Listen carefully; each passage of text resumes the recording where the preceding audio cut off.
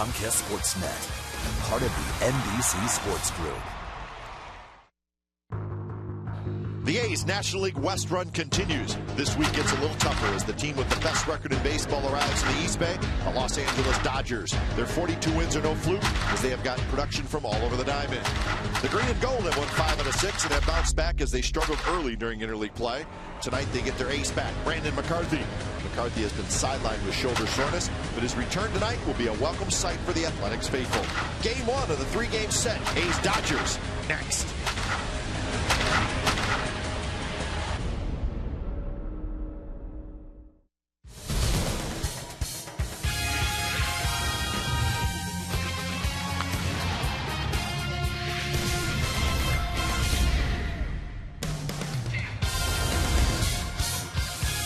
After an off day yesterday, the homestand continues for the Athletics at the O.K Coliseum. It's the A's and the Dodgers. That's right, the Dodgers in town. They'll send former Athletic Aaron Harang to the mound. He will be opposed by A's right-hander Brandon McCarthy. There's your pitching matchup. It's the first of a 3-game interleague series coming up right here on Comcast Sportsnet, California. Thank you, everybody. Welcome to Oakland A's Baseball, along with Ray Fosse. I'm Glenn Kuiper. So Brandon McCarthy back on the mound tonight. He has not pitched since June 7th. So, Ray, he's had 11 days off. Let's hope the shoulder is good enough to go. And not only tonight, but hopefully we can keep him in the rotation. Absolutely. There's no doubt because Brandon McCarthy is the ace of his staff. He's won his last 5 decisions. He's pitched well, surprisingly, in the last 2 starts in the early part of June. He went 13 innings, gave up just 3 runs. He did a great job against his former team, the Rangers, winning 7-1. Just a great job for 7 innings against one of the best, if not the best, hitting teams in the American League. But there's no doubt he knows his shoulder better than anybody, and I think that's why he shut himself down. Let's hope with that extra time he pitches well enough tonight to stay in the rotation the rest of the season.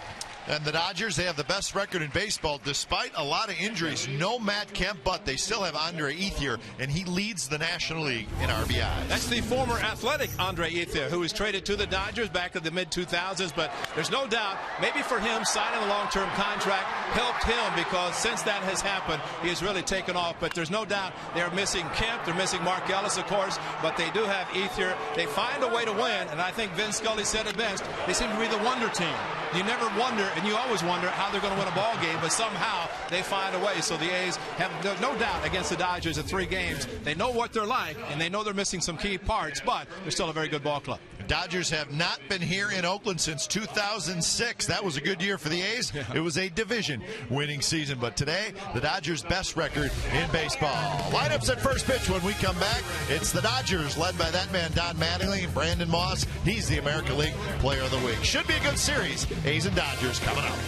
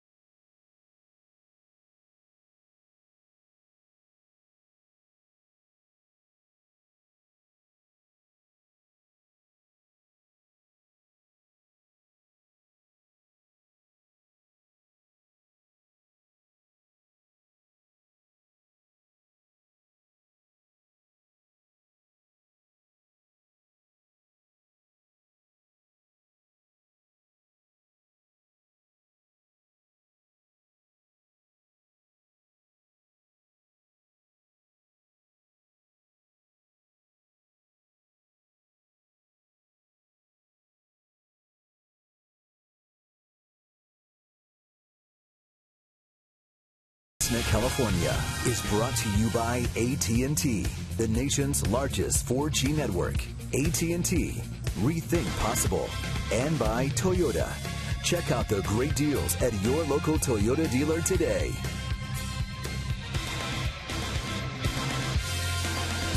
Now the lineup cards are being exchanged at home plate. The manager for the Dodgers, Don Mattingly, and for the A's, it's Ty Waller. A's with the orange to make that the gold tops, and they are ready to go. And the Dodgers in the familiar all gray with the blue.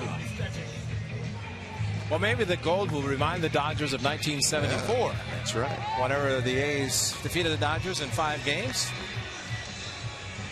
Splitting in Los Angeles, winning 3 straight here in Oakland, and I'm sure that uniform was worn at least once during that period of time. So maybe that's a nice reminder for the Dodgers. Of course, only Davey Lopes, I think, would be the one to remember that. The rest of them don't even remember what happened in '73, even at 4, even if they were born by then. Right. Probably not. They can read the record book. Absolutely. So Brandon McCarthy says, let's get this thing going, and he and the A's take the field for game 1 of this 3-game series between the A's and the Dodgers. Here's the game time weather. It's brought to you by the Santa Cruz Beach Boardwalk. Get to the beach. The admission-free boardwalk is now open daily. 66 degrees, so a nice night at the ballpark, and again, a breezy night, which we've seen a lot of as of late here at the Coliseum. So a breezy night, and see if that comes into play at all. So Dodgers are set to go, and here is their lineup for tonight. Some unknown players that we're going to learn about in the next 3 days. Dee Gordon, Elian Herrera, Andre Ethier, Bobby Abreu, James Loney, A.J. Ellis, Adam Kennedy, Juan Uribe, and Tony Gwynn Jr. Brandon McCarthy, as we mentioned, has not started since the 7th of June, in which he defeated the Texas Rangers. But Brandon McCarthy has had the shoulder problem, and he felt after that start it'd be best to shut it down for a little while. He was on the disabled list for a period of time, but he's come back. Did not go on the DL following the 7th of June, but he's a very good pitcher, and he knows his shoulder better than anyone. So by him shutting it down, let's hope that the pitchers will be okay, because when he is healthy, he's one of the best pitchers in the American League. And the defense for the Athletics behind Brandon McCarthy looks like this: Smith, Crisp, Reddick in the outfield, Inge, Pennington, Weeks, and Moss around the infield, with Kurt Suzuki behind the plate. So the warm-up tosses for McCarthy. Let's finish those, and we're set to go. Pretty good contingent of Dodger fans in the house. A decent crowd tonight for a Tuesday night. Rick Honeycutt said the Dodgers and Giants have only played once this year. I think they're going to come up next week to San Francisco. Right, so maybe all the Dodgers fans are anxiously waiting for the Dodgers to appear across the bay, so they come over here tonight. But there is a lot of blue here tonight. Yep. It's amazing seeing the blue jerseys, caps, T-shirts. So Dee Gordon, the young shortstop, steps in. He's the leadoff hitter for the Dodgers, and McCarthy's first pitch is just a shade low. So we're underway from the Coliseum. An off day for the A's yesterday after taking 2 out of 3 from the Padres over the weekend. So the A's playing pretty good baseball the last couple series. Suzuki grabs it, guns it to first, and that's out number 1. So Gordon could not get it out in front of the plate a little bit more. If he had, he's got terrific speed, but Suzuki made a nice play. Well, the ability for Kurt Suzuki is dramatically Donnie Baseball, as they called him in New York. Such a great hitter playing for the New York Yankees. Dodgers manager, second season, of course, in first place, which helps if there's an ownership change. They're going to go with the winning team, and that's exactly what Don Mattingly and his bench coach Trey Hillman, former of the Kansas City Royals, now working for Mattingly. Elian Herrera steps in. One of the players that have really helped the Dodgers continue to play great baseball, even though they're missing some very fine players. Everybody's raving about this young man, his career minor leaguer, and all of a sudden he gets the big leagues and finds out a hit. Playing all over the place. Yeah, especially with Mark Ellis going down, and Herrera stepped in. Just could not hit the minor league level, and many say that it's easier sometimes to hit at this level than it is the minor leagues, and maybe Herrera is a perfect example of that. Herrera playing left field, right? But that duo. A Hall of Famer and maybe a future Hall of Famer. 1-2 pitch tapped back to McCarthy. He waits for a nice hop, flips to first, and that's out number 2. So, of course, Matt Kemp, the big name that's out of the lineup. Remember, he hurt his hamstring and then came back and played, but played a very short amount and hurt his hamstring again. And he was not happy about it. Well, he had a consecutive games played streak. Wow, that's pretty strong when you can take a bat and split it over your knee. More concerned about the leg. But what a player. Dave Stewart, his representative in the house tonight, had a chance to visit with Stu. But Matt Kemp, as Dave Stewart said, one of the nicest guys in the world. Not only a great player, but a very nice young man as well. And the Dodgers feel good because they've played extremely well, and a lot of that has come without Matt Kemp. So they have reason to feel good about where they're at. They are 42-25. Again, we said that's the best record in the major leagues. They're 18-13 on the road, and they've just kept the ship going. Good pitching. That has had a lot to do with it as well. Ethier pops it up behind third. Pennington, the shortstop, is going to make the catch, and McCarthy has a 3-up, 3-down first inning. Bottom of the first coming up from the Coliseum. No score.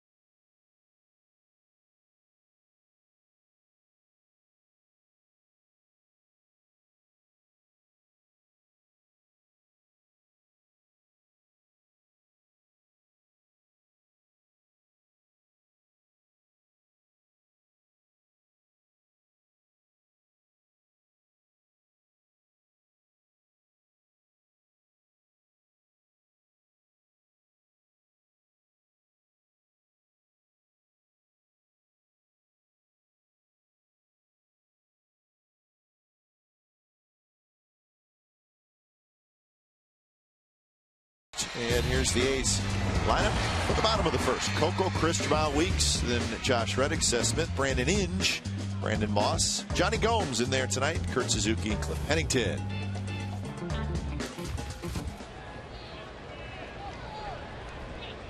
So Coco Crisp in the leadoff spot. And big Aaron Harang's first pitch is just a bit outside. 199 for Coco with a homer and 14 RBIs. 4 for 11 in the series over the weekend against the Padres.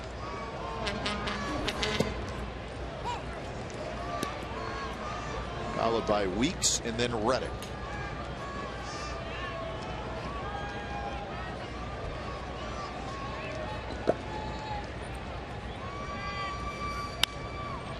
That one hit down the right field line, shallow, tough play, and nobody's going to get it.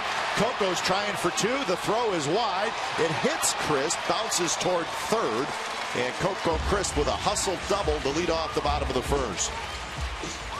Well, great hustle by Coco Crisp, but just as important, it forced Andre Ethier they have to hurry his throw, and as a result, did not get a lot on it. Was offline a little bit. But no man's land for everybody. Coco Crisp from the left side, just lofting it right field. The sun in Ethier's eyes. He couldn't get to it. Neither could Kennedy. And watch how quickly Ethier unloads, and it was an offline throw. But Coco, once he saw a chance, got to go for two. And Ty Waller saying, let's go. Fortunately, the throw was offline, hitting Coco in the heel as he slid head first. Fourth double of the year for Coco Crisp. And here's Jemiah Weeks. So the A's quickly a scoring opportunity in the bottom of the first. So great for Coco Crisp to get on second base, nobody out, because now Jemiah Weeks can try to drag a ball for a bunt. Probably easier for him to do that than try to pull it to the right side. Either way, he just wants to try to advance Crisp from second base. Bunted in the air. Ellis dives, and it's in and out of his glove. A good effort by A.J. Ellis. Can't be easy. Hooray, you got to find it first. Well, just your head's down as a catcher. That's what makes it difficult. He was just slow enough that he, even though he got a glove on the ball. But here is a great shot at Exmo as A.J. Ellis headlong, stretched out, watched it hit in the glove, but once it hit there, he could not hang on, squeeze the glove quickly enough. Exmo is brought to you by Cache Creek Casino Resort, and that's a great example of why a catcher, if he does not see it immediately, he's not going to be able to get to it, and just enough of hesitation that Ellis just could not make it. Uribe in at third. Quick throw to second as Gordon snuck in behind Coco Crisp. And the interesting thing also about Coco Crisp, which was very smart play, heads up base running, as Ellis tried to make the headlong dive to catch the ball, Coco was tagging a second because he figured if he catches the ball, he's going to be at advance anyway, just because he could not get up quickly enough to throw him out of third.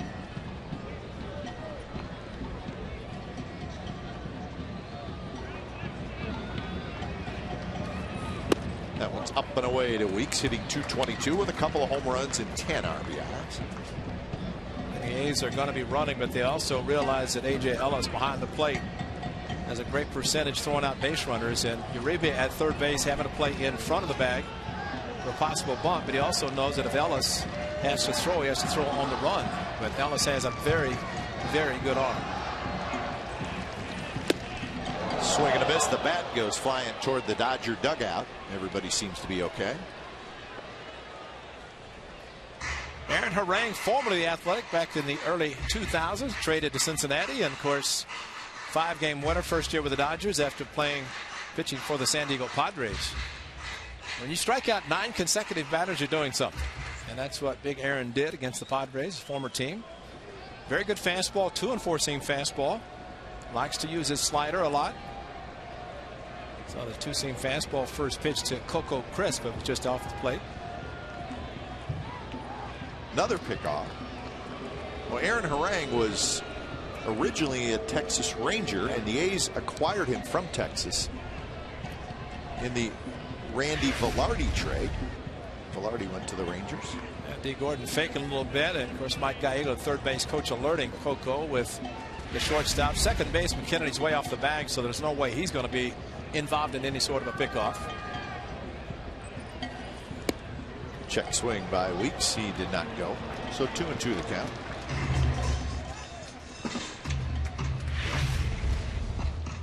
High fastball. This is one he has to lay off, and a lot of the body and the shoulder went forward, but fortunately no call.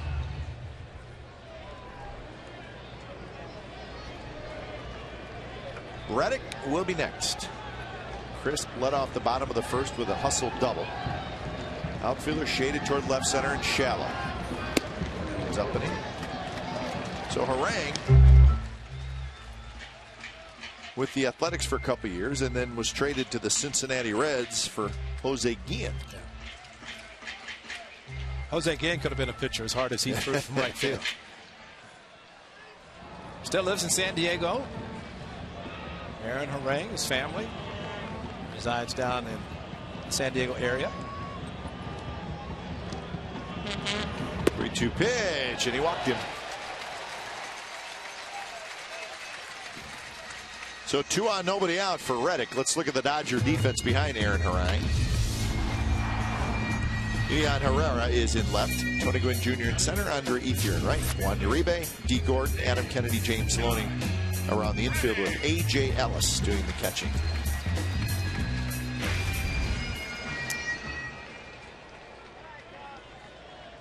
There's former Athletic Adam Kennedy. So here's Reddick, 2 on, nobody out. A little bit more on Harang, Ray. He had some pretty good years with the Cincinnati Reds, but the 2 best were 06 and 07. He won 16 games in each season. And his innings pitched 234 and 231. I mean, he was one of the better pitchers in the National League in those 2 seasons with the Reds. Well, you try to distract a base runner as any way you can. How about D. Gordon? Pick up a pebble. Hey, Coco.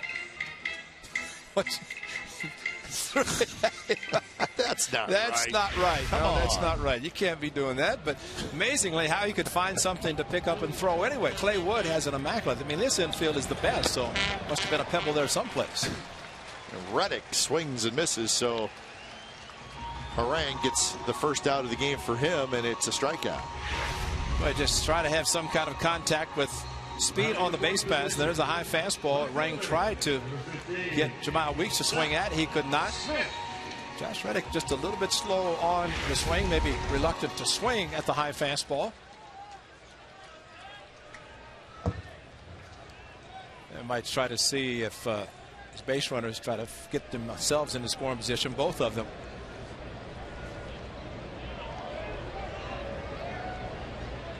So Seth Smith steps in. For Coco Chris with D. Gordon right behind him, it's going to be tough for him to get any kind of a lead off second base.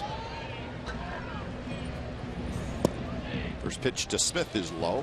267 for Seth Smith with 7 home runs, 22 runs batted in.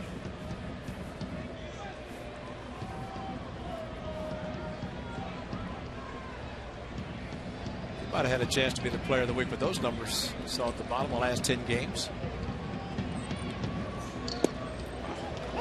Beat out by a teammate, Brandon Moss. Well, here's the Uncle Charlie, the big curveball. Aaron Harang right over the top and just floats it right in perfectly. And fortunately, that's what you like to see as a hitter before it's 2 strikes. You never want to see that with a couple of strikes, knowing that if you're frozen, you take it for strike 3. There's a line drive center field, a base hit. Here comes Coco Crisp, and the ball goes past Tony Gwynn Jr. Weeks is going to score. Smith digging for third, and it's 2-0 Athletics.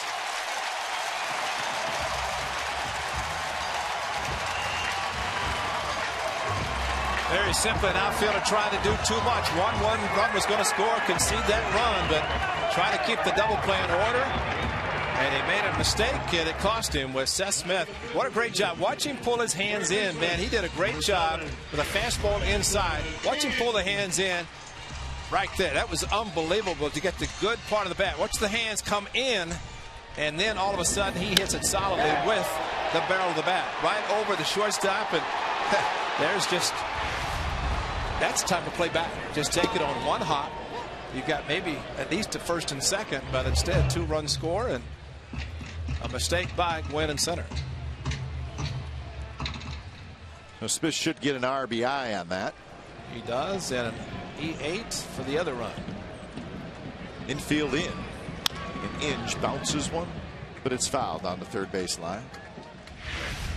Well, he just charges the ball, just ate him up. There's the one hop, and there's the short hop. If he plays back and at least try to use the body to block the ball if you're going to make the charge like that, and he knows it. Well, just sometimes it's just a matter of trying to do too much. Way high.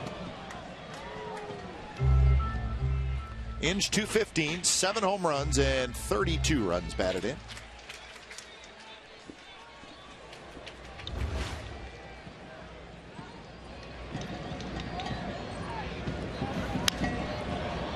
Hit high, but foul. Should reach the seats, and it will.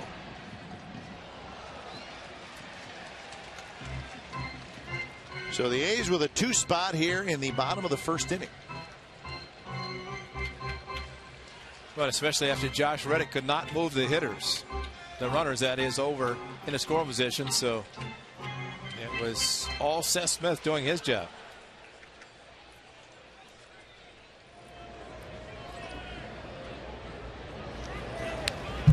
Again, a high fastball fouled back by Inge. So Inge is smelling that RBI at third base.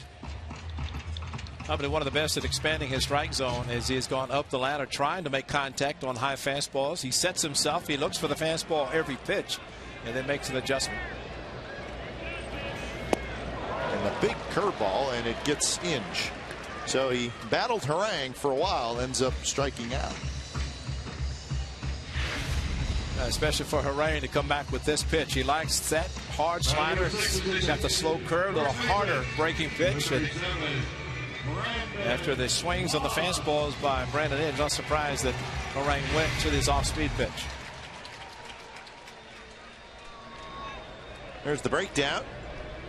A lot of sliders, and that last pitch may have been a slider. I said curve, but what do you think? Well, I think the slower curve that he threw to Smith for strike one, and then the harder slider, but it has a nice tilt going down and away, which is a very effective pitch. It doesn't slide per se as the pitch is called, more of a downward tilt, which makes it even harder to hit. So here's Brandon Moss. He's the American League Player of the Week.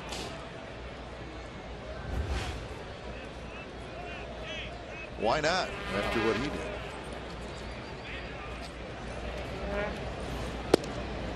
Stays a bit outside, so the count 2-1 to Moss. Well, it's nice to see Brandon Moss give a lot of credit to some of his minor league managers who've helped him along the way to get to this level. And all those managers, of course, say it's up to the player. They just try to help them. But some changes that were made in his swing and his approach, and it's definitely paid off at this level. One of them, Kuip, is his setup, his stance. He was more square, but watch how the right foot is open. That was straight in line with the left foot towards the pitcher, and he locked himself up on a fastball inside. He couldn't handle it. So he opened up. One of the Jeff Branson minor league managers saw his swing. Came back from Colorado and did this on Friday night. And helped him win the American League Player of the Week as big series in Denver, and proved that the air just as light in Oakland. Good swing there, and he fouled it straight back. 2-2 the count. In the 6 games played during the week, Moss hit .348 with 3 doubles, 5 homers, 10 RBIs, and he scored 7 runs. So those are the numbers that he won the American League Player of the Week with.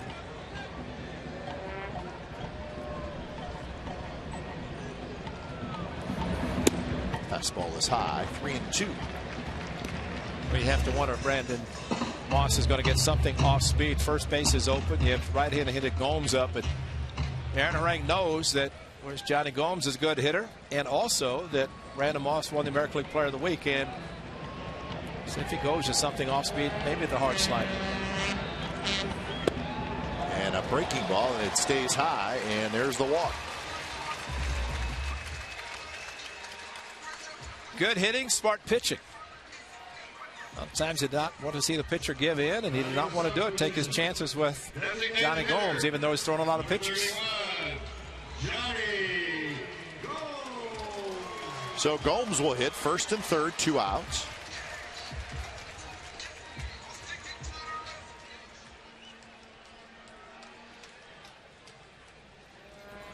Gomes hitting .250, 7 homers, and 18 runs batted in.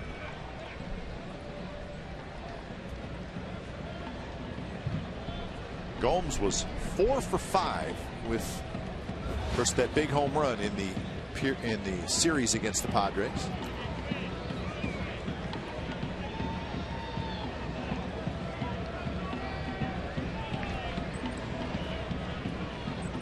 First pitch to Gomes. Fastball is high.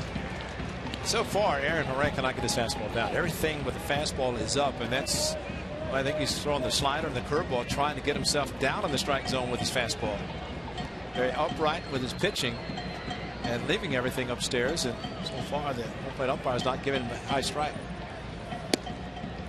And that one misses outside, not by much. 2-0.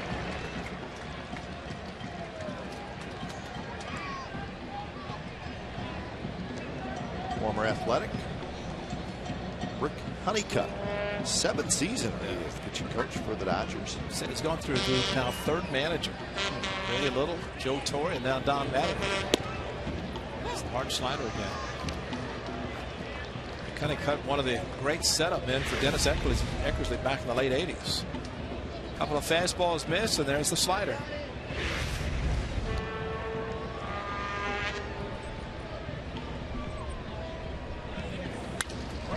With a base hit to left field. Smith trots home, and it's 3-0 Athletics. Right after the slider, Aaron Harang came back with another fastball up in the zone a little bit, but Johnny Gomes, tough to throw a fastball by. Down as a target, the pitch up a little bit, and Johnny on top of it and hammered it to left field. Almost like the home run he hit on Saturday. Only this is a single, but a big 2-out single.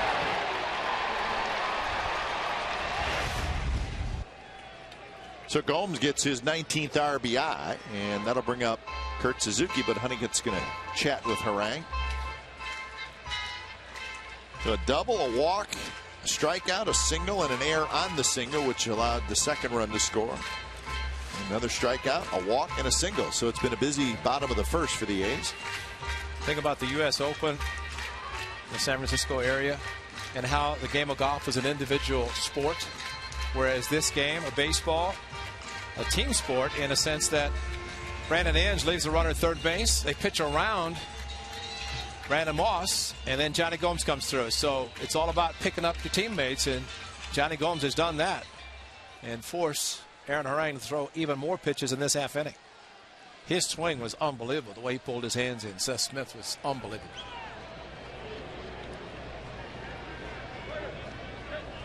First pitch to Kurt Suzuki is a fastball first round.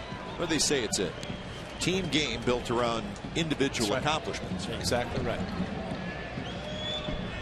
Because if somebody hits a ball to you, there's nobody there helping you field it. Yeah. You're on your own. But at least if you miss a putt, the guy behind you is not there to help you. He's not picking you up. You're right. Yeah, it's that's why that game has to be tough. Golf, tennis, but this is a great game that allows you to make it out, but somebody can get a hit behind you, and everybody's a hero. And a high strikeout. Breaking ball. Looked like it may have stayed a little bit up. Suzuki thought so. Ed Hickox did not. Now, Hickox has not called the high fastball for a strike, but maybe fooled on the slider a little bit. First time ever pitching against the Athletics, his former team, Aaron Harang, and I think of all the years in the National League and Interleague play that might have pitched against the A's, but it's never happened. 1-2 pitch. That one bounced foul, so another breaking ball. Maybe he's got better control of the breaking ball than the fastball at this point. Kurt Suzuki knows as a catcher, anytime a pitcher has a tough time throwing the fastball for strikes and up in the zone, a breaking pitch will force him to follow through and get the ball down more into the strike zone. 8th man to hit here in the first inning for the A's.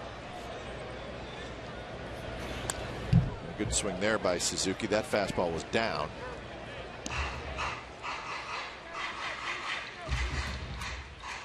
How hard does Aaron Harang throw? 89 miles per hour. How about that? 91's the number. He has excellent movement on his fastball. We got 91. So he would throw under the average, a couple of miles under, but yeah, the movement that more than makes up for it. And that one hit hard, but foul. Another breaking ball. 39 pitches in the first inning for Aaron Harang.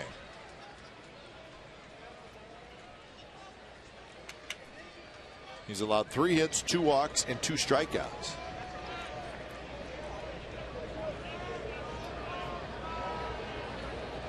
That'd be a Abreu back in the American League Park so he can DH. Formerly with the Angels, now with the Dodgers.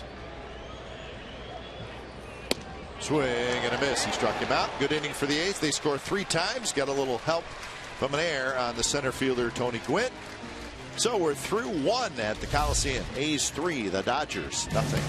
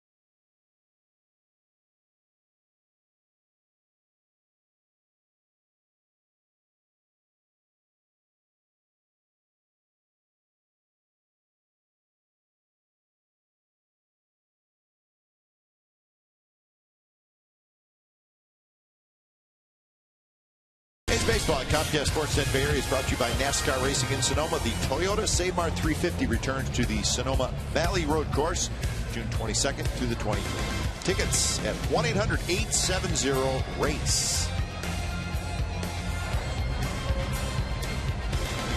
3-0 A's lead. Some goodies in that store. Lots of A's goodies. Bobby Abreu steps in. Abreu hitting in the cleanup spot. Funny, Bobby Abreu let go by the Angels. Couldn't really find a place for him. I don't think he was real happy there. He's done a real nice job for the Dodgers. Moving around in the outfield. He's DHing tonight, and he grounds out to Moss for out number 1. If you haven't pitched in 12 days, you take them out to have a 9-pitch first inning, your club scores you 3 runs. In the bottom, next away from Brandon McCarthy is Bobby Abreu, sees 2 pitches. So 3 ground ball out so far for McCarthy, and we have seen, oh, he's a good luck charm, Ricky. He may be here all week. The Hall of Famer, and he and Davey Lopes were talking on the field. Over 2,000 stolen bases between the two. That's a lot of stolen bases.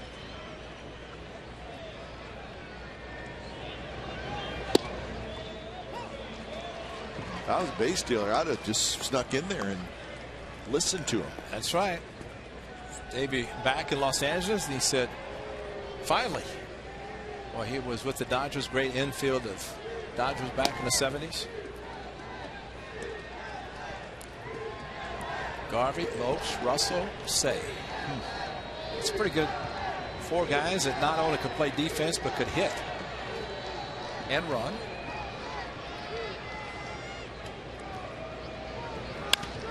Loney bounces one up the middle. Pennington, ranging far to his left, makes a nice play, guns it across, and that's out number 2.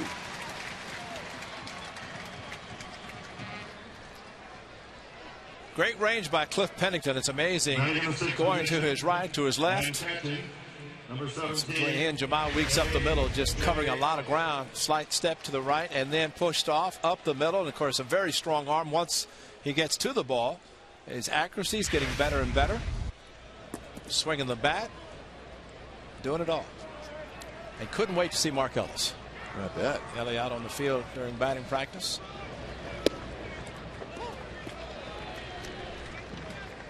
Kemp and Ellis on the disabled list.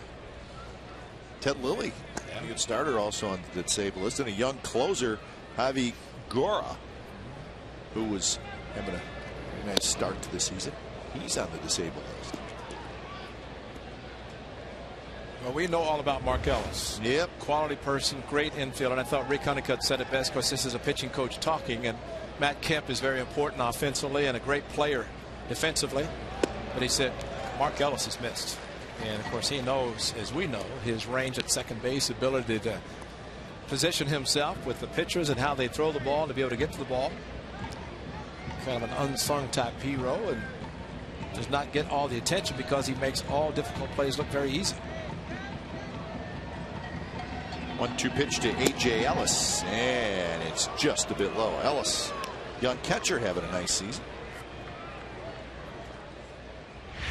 This had to be called low, and you have to question, as it was right at the kneecap. Suzuki holding a little bit longer for Ed Hickox. Swing and a miss, so he ends up getting Ellis swinging instead of looking. So 6 up, 6 down for McCarthy. 3-0 Athletics as we go to the bottom of the second.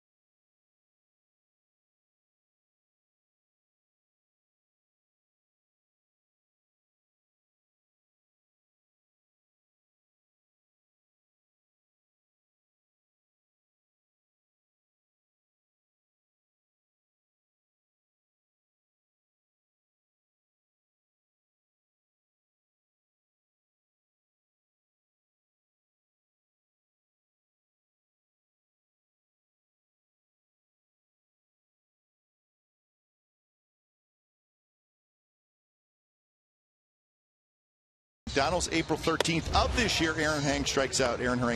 9 consecutive batters, falling one shy of the major league record of 10, which was set by Tom Seaver against the Padres 42 years ago. 3 other pitchers had 9 straight strikeouts in one game. Mickey Welch way back in 1884, Jake Peavy in 07, and Ricky Nolasco in 09. So that was April 13th of this year. 9 consecutive batters he struck out. That's pretty cool. Well, especially to pass the great Johnny Padres, who had struck out 8 consecutive batters. With the Dodgers? Yeah. A Dodger record. Oh, yeah. Pennington, Crisp, and then then Weeks. So 3 straight switch hitters against Harang. Whole boatload of pitches in the first inning. 40, is that correct, Harang? So 40 pitches by Harang in that first inning. Pennington drives one to left field. Herrera gets back, circles under. He's got it for out number 1. And you almost get to the point you throw that many pitches, forget about trying to fool a guy, just say, here, hit it.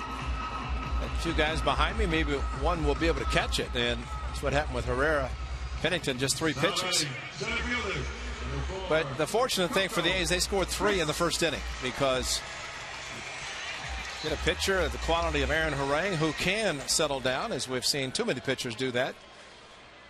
Don't get him early, you might not get him at all. First pitch to Chris is outside. Coco hit a fly ball that dropped down the right field line, and he legged it for a double. Later scored. So he got that 3-run inning started for the Athletics in the first.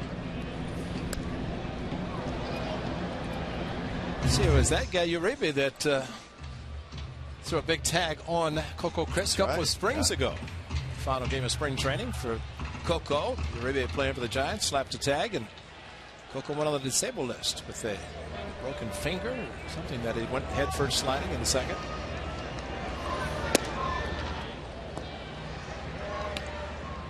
I think I'll steal one more base in spring training.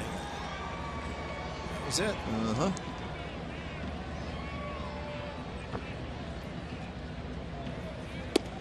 3-1 now to Chris with Weeks in the on deck circle.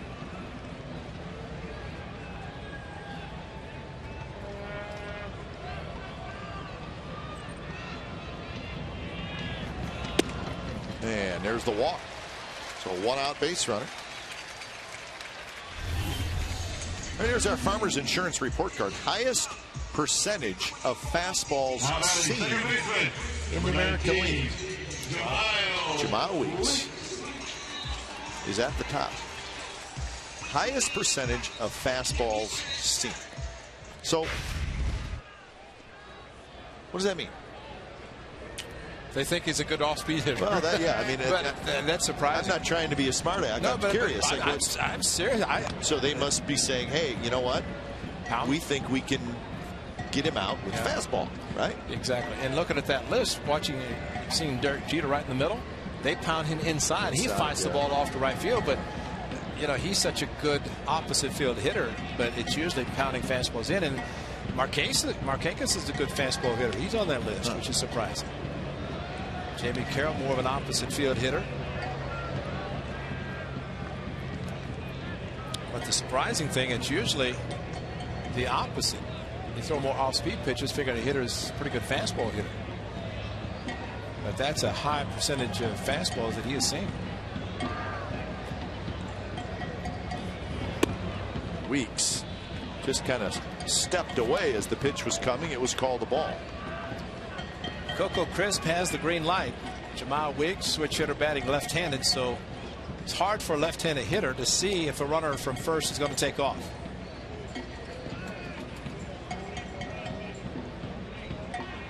Kind of an open stance, maybe able to peek out of his right to see if he's going to be running.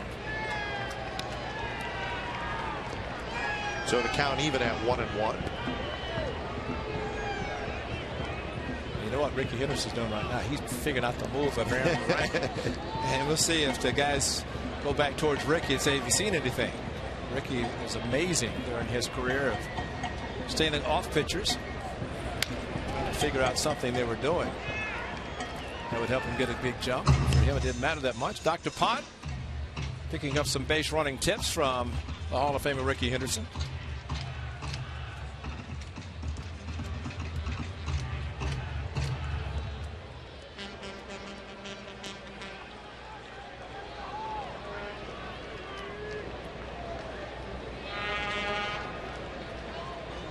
Coco with a good lean, not running, and Weeks shoots one but foul.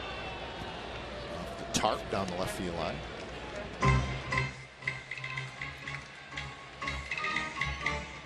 Ricky was saying he had been down in Sacramento. He's still going to the minor leagues, the A's minor league teams, and Brandon Moss had been down there when Ricky had been at the Sacramento club, and said just talking hitting, something that really helped him. Maybe he won't steal as many bases as Brandon Moss, but definitely could learn how to hit from one of the best.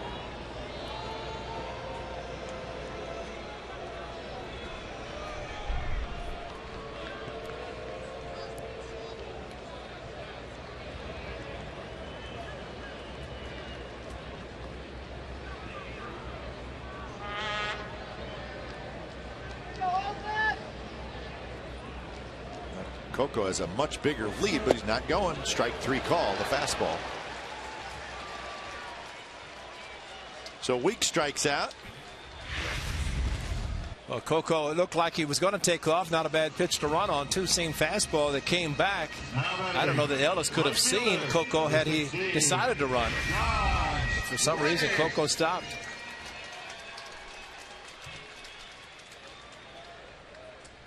Ty Waller confirming the time in which Harang is releasing the baseball. He knows that Ellis can throw. It's just a matter of Harang is going to help his catcher. Reddick takes outside. Reddick struck out swinging in the first inning. Came up with 2 on and nobody out.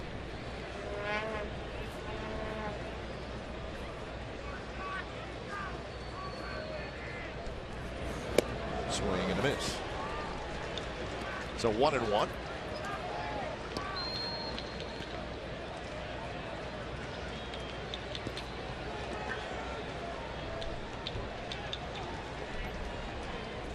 Reddick with 33 RBIs to go with his 15 home runs.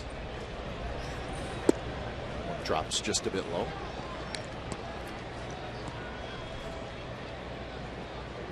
It's either the respect of A.J. Ellis and throwing out base runners or Aaron Harang to get rid of the ball quickly enough that Coco can't read it.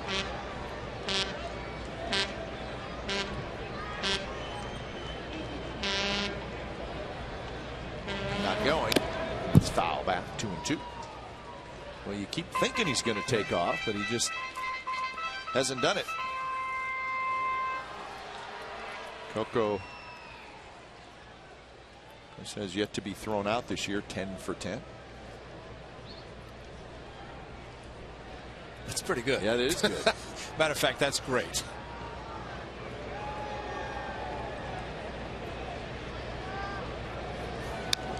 Another foul ball by Reddick. Good swing there. Reddick was 1 for 12 in that series against the Padres over the weekend. Couple of RBIs, had a triple.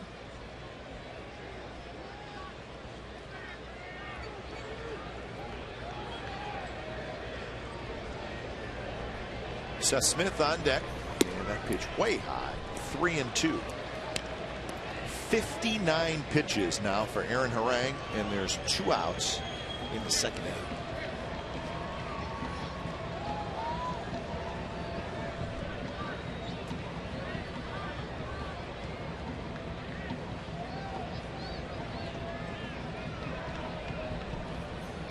Reddick with a shot foul.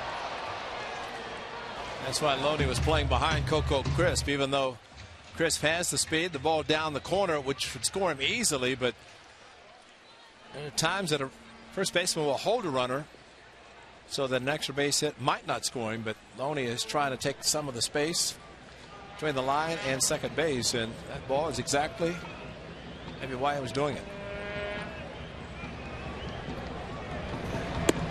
Coco obviously running that time, and the pitch is a ball.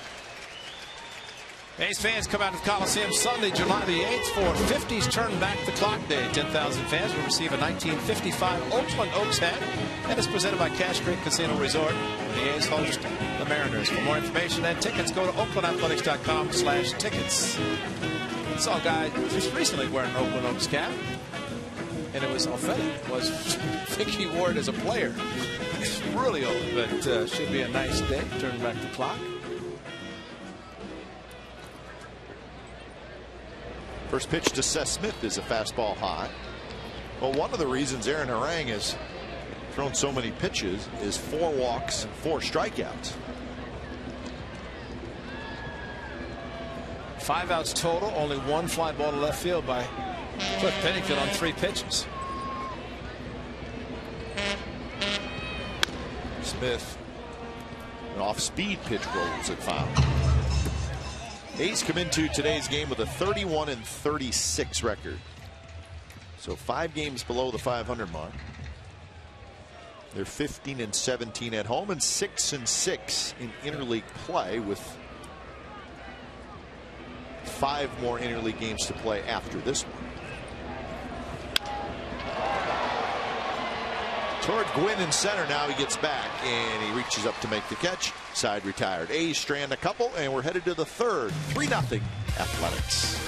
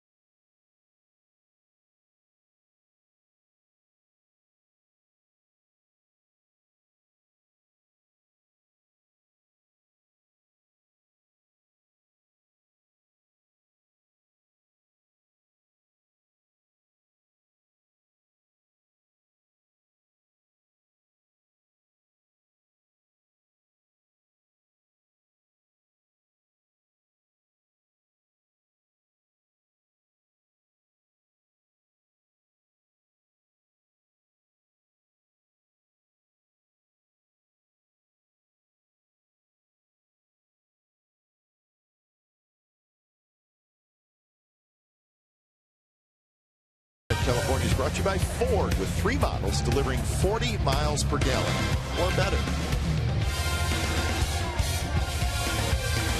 Nice night at the Coliseum, and a good start so far. The A's with a 3-0 lead. It's the top of the third, and Brandon McCarthy has retired the first 6, and he's retired the first 7 as Adam Kennedy flies out to Reddick and right.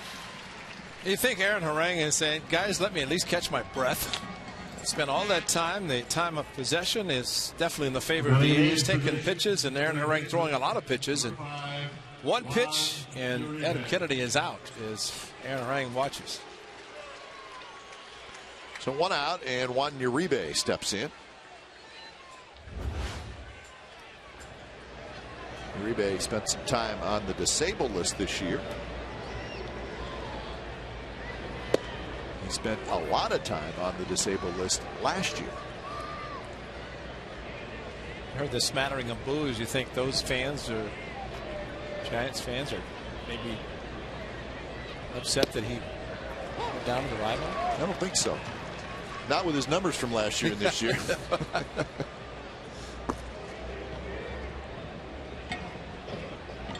He's always been aggressive throughout his career. The White Sox. What's wrong with that? Well, he got a 3-year, $21 million deal. And he played in 77 games last year. Well, this is a pretty good waste pitch, although wasted on the outside corner, but not called.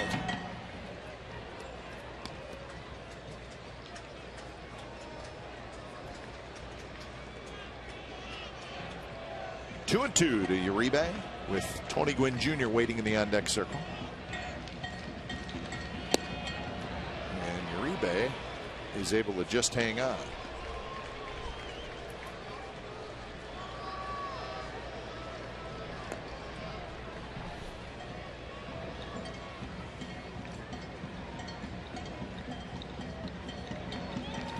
Swing and a miss. Blew it right by him. 91 miles an hour. Mug Root Beer Float Day is tomorrow at 5:05, and the Eastside Club players, coaches, celebrities, and radio and TV personalities will be serving Mug Root Beer floats and Orange Crush floats for $2 each. Proceeds benefit the Juvenile Diabetes Research Foundation. Admission is free with a game ticket to that evening's game. That's tomorrow evening. Partners showing the mug right there. Cliff Pennington's on it. Mug Root Beer Floats presented by Pepsi Ice Cream, donated by Dryers. For more information, tickets, and we hope you do, go to oaklandathletics.com/rootbeer or Orange Crush. But for tickets, root beer. Yeah, it's a nice cup. We've had root beer floats brought up before the game, and they were very good. Heather from the front office was making root beer floats for everybody in the press box. She was doing a great job. And a recommendation, Kike, when you're out there tomorrow and they want your autograph, and you know everybody's going to be lining up for your autograph, sign it before they put the ice cream in it. Because when it starts getting the ice cream and the root beer, it's too cold and it kind of sweats. The outside sweats, so it's tough to autograph. So you just have to think about that when you're. When my line has 3 people in it, your line has like 60. We know how that works. So it'll be fun, but a little different. It's a night game tomorrow. Yes. Mug Root Beer Float day, night. So same drill though.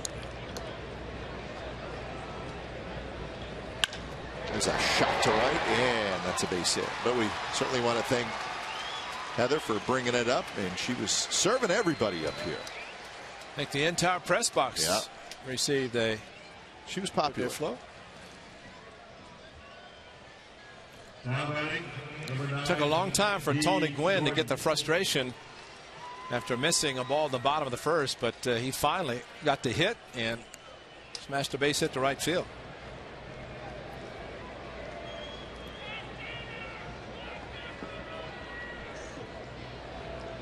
D. Gordon, top of the order. He tried to butt in the first inning and just trickled out in front of home plate. Kurt Suzuki picked it up and threw him out.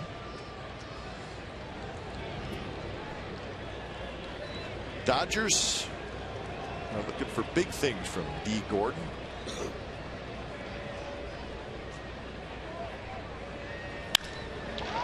And he hits one well to center, but room for Coco Crisp is Crisp is back there, side retired. A hit and a runner left. We're going to the bottom of the third. It'll be Inge, Moss, and Gomes. 3-0 Athletics.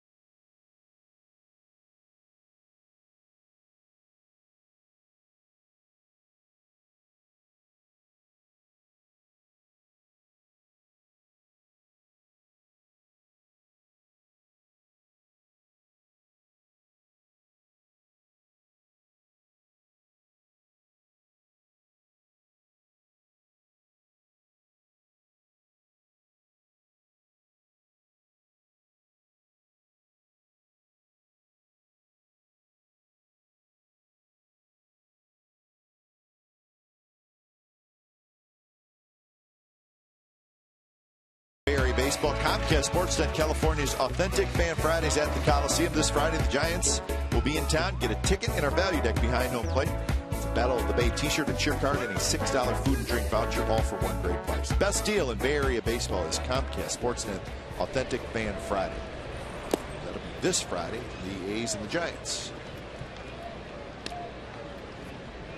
Inge, Moss, and Gomes, bottom of the third for the Athletics. Inge struck out swinging in the first inning.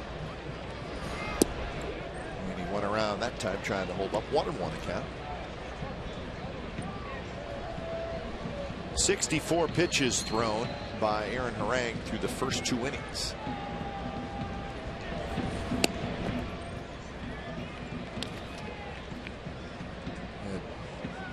They've had base runners all over the place. In the second inning, they did not score, but they received 2 walks from Harang.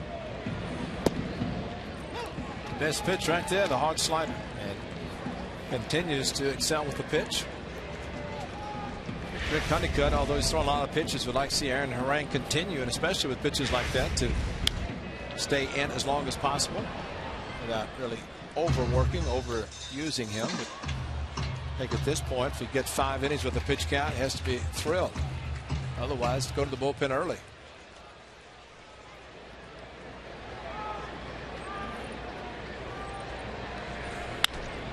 Hit hard toward third. Uribe has it. Guns it across, and that's out number 1.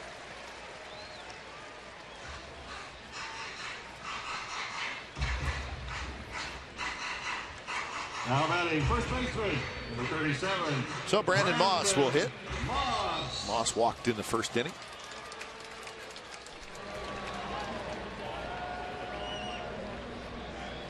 A lot of pressure on Brandon Moss right now. When you have the kind of week he did, American League Player of the Week, but I think he said it best. Not had a Hall of Fame career, have not done anything but had a good week so far to be named the American League Player of the Week, and just trying to continue to build on what he's already accomplished since he's joined the Athletics. Grounds out there to Kennedy. Well, listen, there's not another first baseman on the roster. That's right. So if he just stays consistent, is he going to hit 6 home runs every week? Obviously not. But just a little production from that spot. The A's have not had a lot of production from the first base position. Well, I think he said it best when Darren Bush, he went to him and he said, I need help. And when outfielders, a lot of outfielders with the Athletics, he said, can I play first base? And that's the great thing about the minor league level. Bush, the AAA manager, able to say, I'll get you some spots at first base and see what happens. And all of a sudden he's playing well at first. He's hitting home runs, gets the call, and he's done it up here as well. And that's why he appreciates what the managers at the minor league level, the hitting coaches, did to help him get to this point.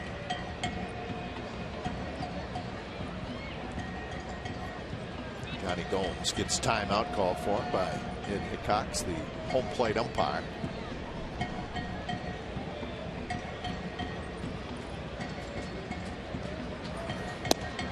Two and 0. Gomes with an RBI single in the first inning. He lined the ball to left field. Carlson at first. Angel Hernandez, the crew chief, at second. Chris Conroy is at third. So now 3-0 to Gomes. Ed Hickox is not having a good time with Aaron Harang pitching. Brandon McCarthy is very efficient throwing strikes, but well, it's tough when you're behind the plate trying to call balls and strikes when a pitcher is missing as much so far as Aaron Harang has been. Not close, and it's a 4-pitch walk. That's walk number 5 by Harang. When you're away from the Bay Area and can't watch the A's on Comcast Sportsnet, take your team with you with MLB.tv. Subscribe today to see every A's out-of-market game live, online, in HD quality. Features include choice of home and away broadcast, multi-game viewing, and the ability to pause and rewind live games. Visit OaklandAthletics.com to order. MLB.tv, baseball everywhere.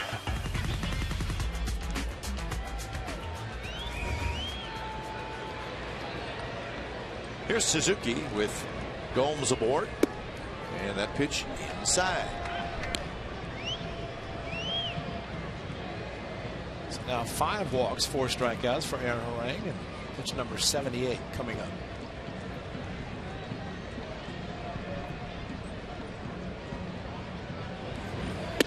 Not close again.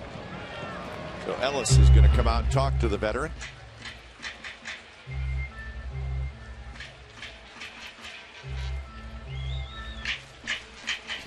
The Rangers are in action tonight. They're down in San Diego, and they're leading 3-1 over the Padres. So, second game of that 3-game series. Texas won last night, 2-1 behind Matt Harrison. So the Rangers, it's Feldman for Texas, Volquez for the Padres.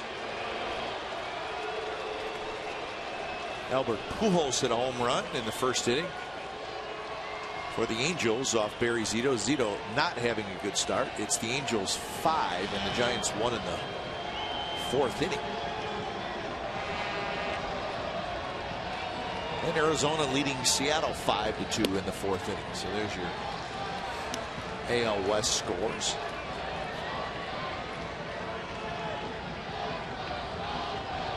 Seven pitches out of the strike zone, and automatically Rick Honeycutt deciding what they're going to do. Still a close game. This game is not out of reach by any stretch of imagination. That's just too many walks. Well, and the Dodgers are a team this year. They've had a lot of late inning comebacks, yes, so you have to start thinking that you're the Dodgers. You got to do everything to at least keep it somewhat slow. Exactly right. Yep. A lot of one-run games by Don Mattingly and his Dodgers team. A little surprised at the at-bat to Suzuki, maybe even Gomes, that Ellis didn't go to the slider because he stayed with fastballs, all of them up and out of the strike zone.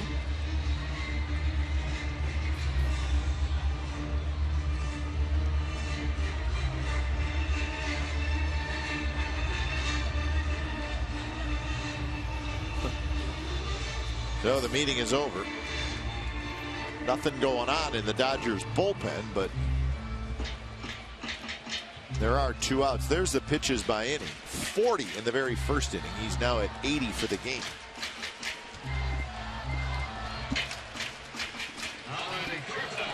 Number 2, Pennington. So Pennington looking for the 2-out hit.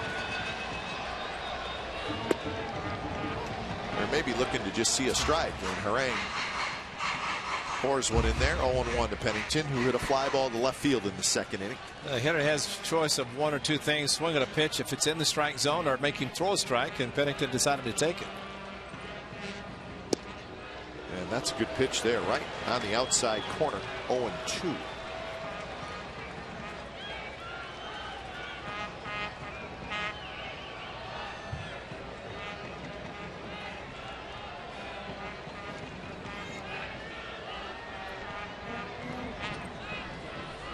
High fastball. And Harang is a guy who does try to elevate the fastball, and he does know how to do it and get people out with it, but today he just has had no control with it up or down.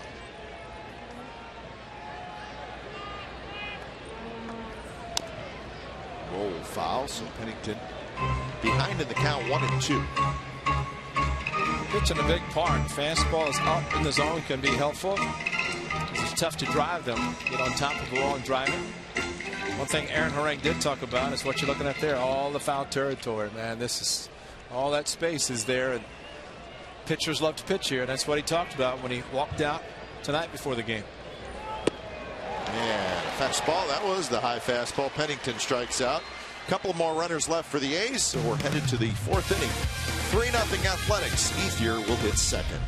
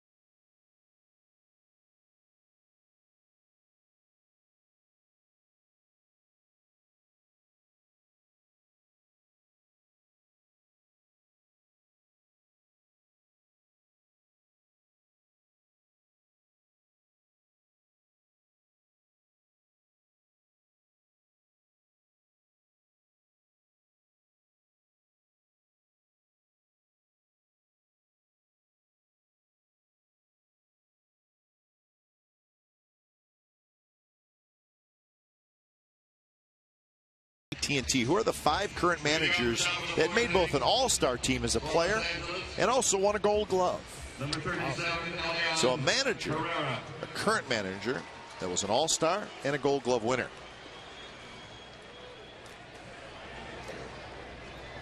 Did you say current manager? Is that current manager? Current manager. So Don Mattingly won. Yep. He's a great first baseman playing for the Yankees. Let's say Dusty Baker. Just throw Dusty's name out there. He's a very good player with the Dodgers. He was an all-star, I know that. Leon Herrera on the ground right at Pennington. And that's out number 1. So Herrera has grounded out twice. And that'll bring up Andre Ethier. I think Mike Socha won a Gold Glove. That's Gold Glove. Was he an all-star? Gold Glove and an all-star, right?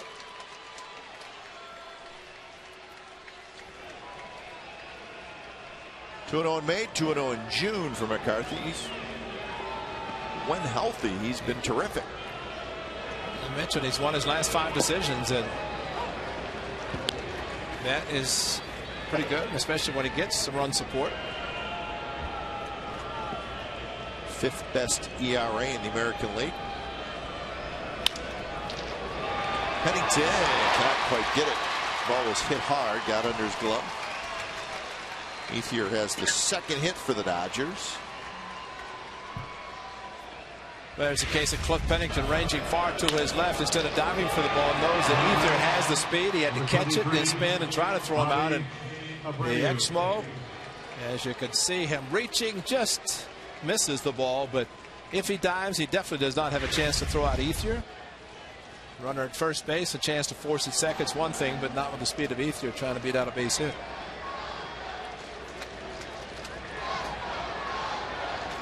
So here's Bobby Abreu. Grounded out to Moss in the second inning. Bluffs bunt and takes the ball inside.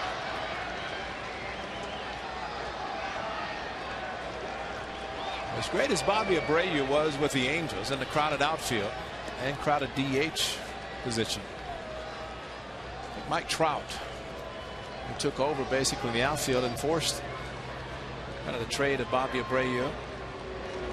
Been around a long time. Weeks is going to juggle just a little bit, so he'll get the out at first. So Abreu is retired. Jamont thinking about getting Ethier at second base. He's going to do the 360 and throw, but you're right. When he juggled the ball, just knew best thing, get the second out, get him at first base. But great range by Jamal. Started to throw and just decided, let's get the one out for sure. And when you get the second out, that's always the best. Up in the webbing and the transfer, you could see all kinds of fingers around it on the Exmo. Cash Creek, man, what a great job. The Exmo, it shows everything. So 2 outs for James Loney with Ethier at second base.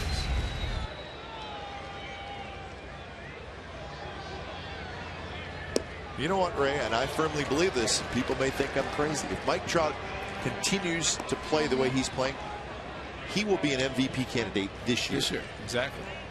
He's unbelievable. Well, I mean, just watch him play, and you're just amazed at the stuff he does. When you're a player, the magnitude of Mike Trout, you compared to the Hall of Famer that we've shown down below by the name of Ricky Henderson. That's saying a lot. Yep. Throw to first, and Loney grounds out, so Ethier is stranded. We'll head to the bottom of the fourth. McCarthy good so far. Easily 3-0.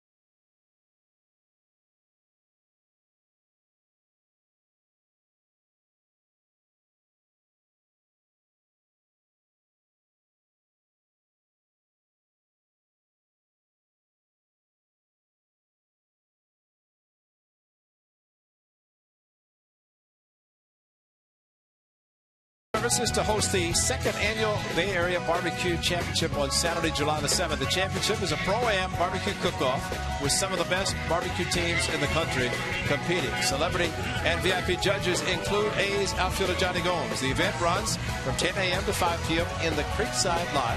For more information and tickets, go to oaklandathletics.com/Bay Area BBQ Barbecue. It's like Kansas City Gates. It's got to be pretty good. Yeah. Gates and a whole bunch of barbecue places in Kansas City. Still haven't recovered from 3 days in Kansas City. BBQ. Top of the order for the A's here in the bottom of the fourth, leading 3-0. All 3 runs coming in the first inning.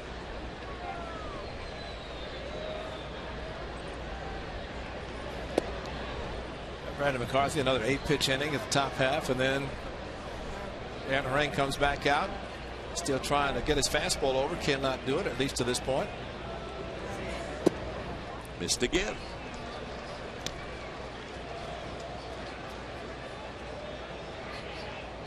So 3-1 to Chris, followed by Weeks and then Reddick. Harang has walked 6 and struck out 5 in 3 innings.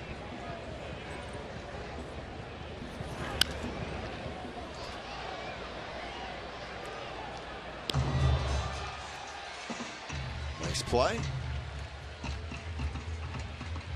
He's got a glove. I don't believe he used the glove. I don't think he did either. It's good hands, though. Can do it without the glove. And there's another walk. 7th walk issued by Harang, and I just can't imagine that Don Mattingly's going to wait around too much longer to get his bullpen moving around. It's going to happen right now. Rick Honeycutt on the phone, but you look back in the first inning, Jamal Weeks walked, and he scored. Glove up. Oh, that's why. That's took his glove off to catch it bare hand off the camera. He was like trying to catch it with his glove, and then he realized my glove's not on my hand. So I'll wait for the ricochet. And whoever thought that that gentleman would be catching a carom and Exmo. The veteran Jamie Wright looks like he's the man. You always notice they get the cup of water, they'll set it up on top of the mound and have it ready in case they get thirsty.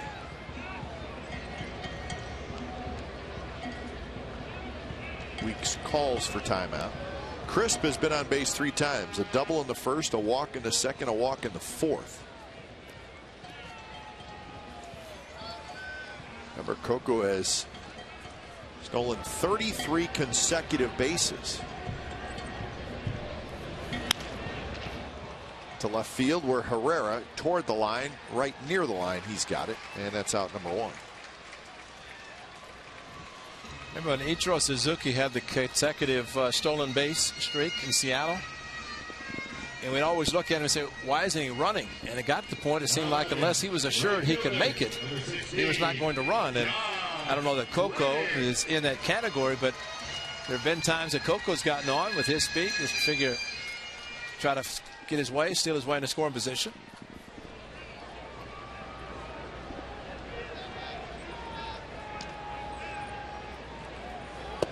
Reddick swings and misses at the first pitch fastball, 90 miles an hour. You know, the one thing the A's are doing in the case of Weeks and now Reddick, a couple of left-handers, they're not really taking pitches. Figured Jamal tried it his last time at bat with Coco on, ended up striking out. That one called a strike. Reddick may have thought it was a little bit low, but the count is 0-2.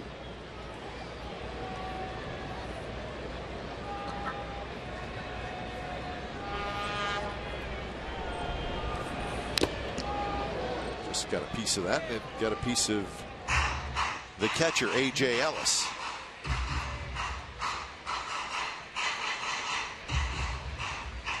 Just watch the mask on a foul ball. Off the bat, boom, right off the mask. And he's wearing the old style, the conventional style mask with a lot of padding, which is always good. The home plate umpire, Hickox, has the hockey style mask. I'll take the padding as much as possible.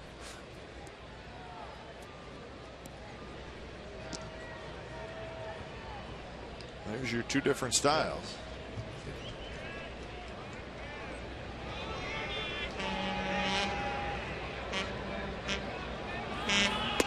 Fastball high. 98 pitches for Harang with 1 out in the 4th.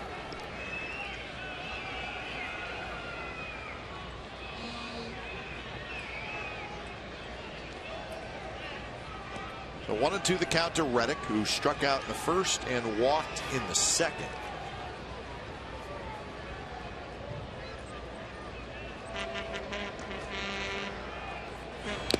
And there's a swing and a miss. So Reddick strikes out for the 2nd time. So Josh Reddick in a bit of a slump. He's 0 for 2, a couple of strikeouts, and that'll bring up Smith.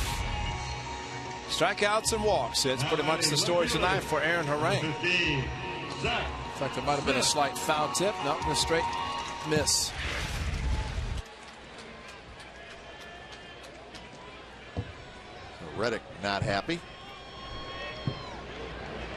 I think of someone with 15 home runs. Great month of May, hitting 10. And they're figuring everything is working great. And then you get the point. It's tough to make contact.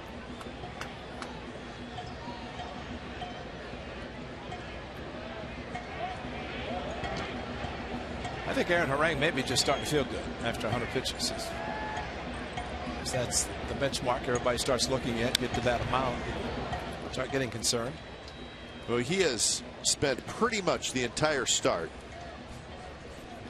in the stretch. That's right. I mean, a leadoff double in the 1st, a 1-out walk in the 2nd. He did get the first 2 outs in the 3rd, and then 2 walks, and a leadoff walk here in the 4th.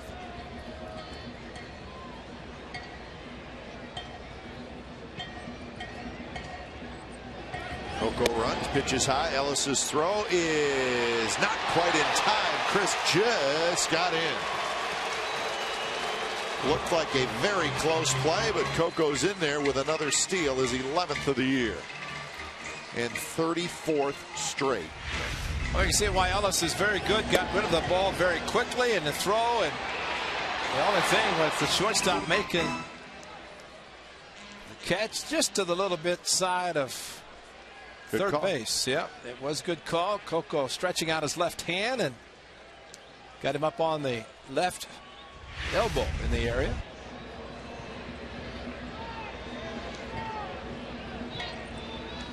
One and 2, and Harang goes for that inside corner. Just misses. Watch the left hand just get in there. Well, let's see also the infielder's not straddling the bag. If he straddles it, makes it a lot easier. Gordon taking the throw in front of the bag. You have to catch it, then go back and make the tag. That always helps the runner go to the outside. Another full count. Smith with an RBI single in the 1st, and he scored a run. He hit the ball that went through Tony Gwynn Jr.'s legs, went past him, and another run scored. And then he hit a fly ball to center field in the 2nd inning.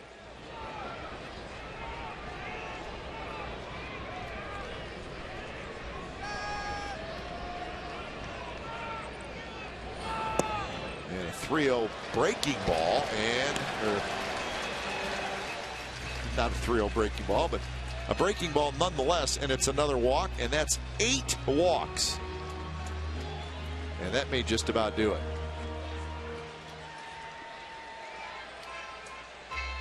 8 walks in 3 2/3 innings. So when it's time for change, think Speedy Oil Change and Tune-Up. Get your oil change, tune-up, and smog experts. Right coming in.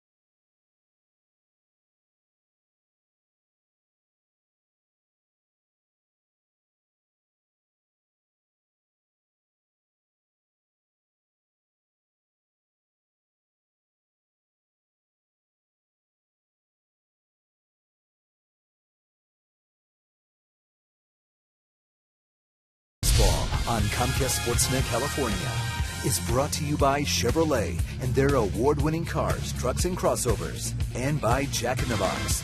Right now at Jack in the Box, you can try the new Chipotle Chicken Club. Make it a combo with fries and a drink.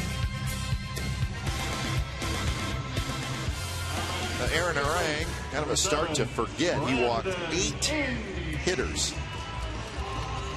through 105 pitches in 3 2/3 innings. And Ray, it feels like the A's are winning like 7-0, and it's still only 3-0.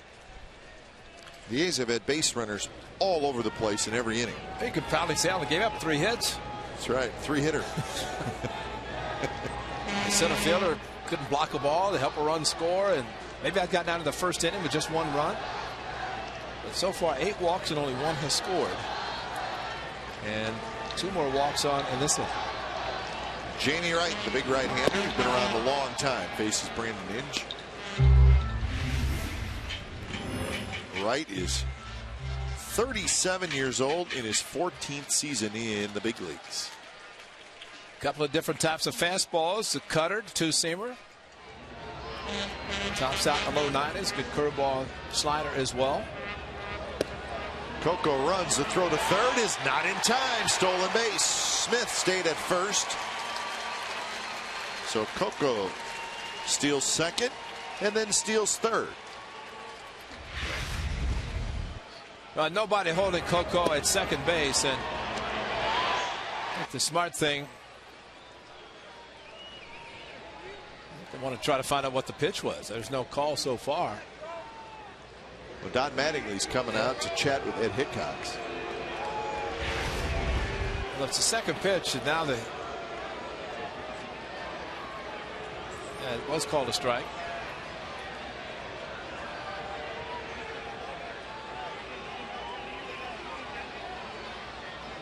Well, maybe it is trying to get an interference call, and they look like they're throwing towards.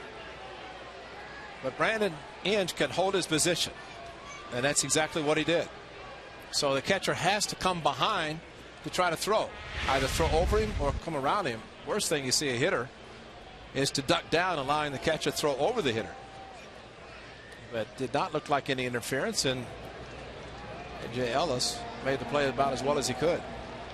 If you're not holding the runner at second, he can pretty much walk to third. Do whatever he wants. Exactly. Yeah. That's right. 1-1 pitch, and that's a strike down around the knees. 1-2 to Inge.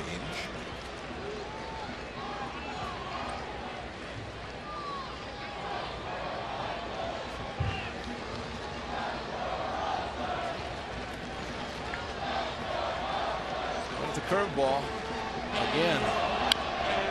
There is that big curveball. It's a lot like Harang's curveball. Well, Brandon Inge has seen enough of them, and the one thing we've seen with Brandon, see his career numbers against Jamie Wright. His right has been around, but if you leave the pitch up, Brandon Inge will pull, but he'll also go to the opposite field. And as a result, Tony Gwynn Jr. in center field shading him slightly towards right field, but he sprays the ball around a lot, especially with pitches up in the zone.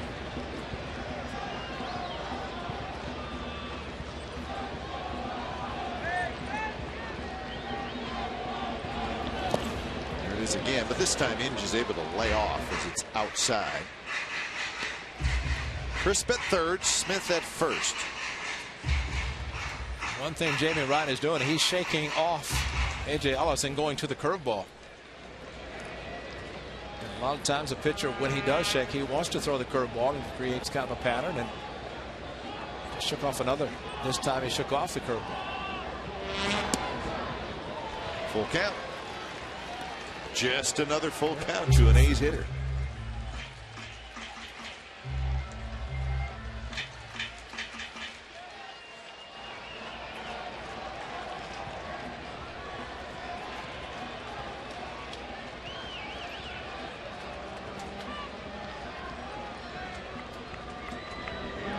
Three-two pitch is chopped toward Uribe.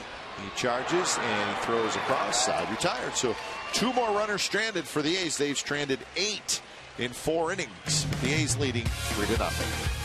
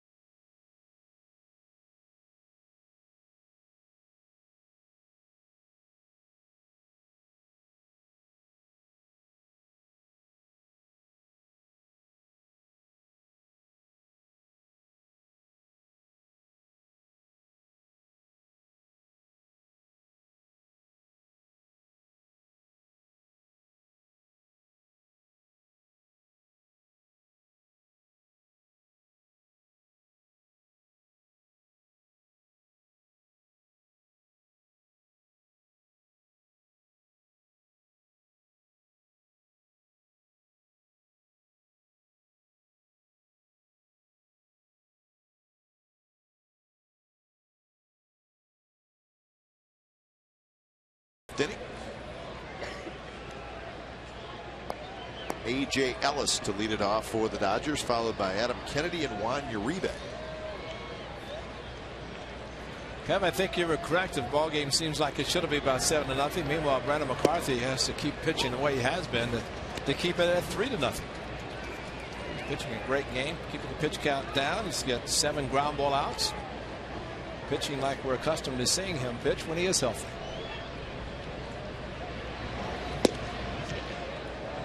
One and one the count to A.J. Ellis, who struck out swinging in the 2nd inning. Ellis having a very nice year for the Dodgers. He's becoming their everyday catcher.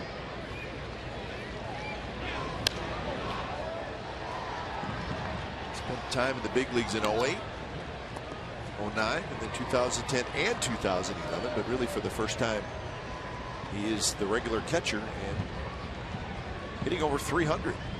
Cape Girardeau, Missouri. That's in Cardinal territory.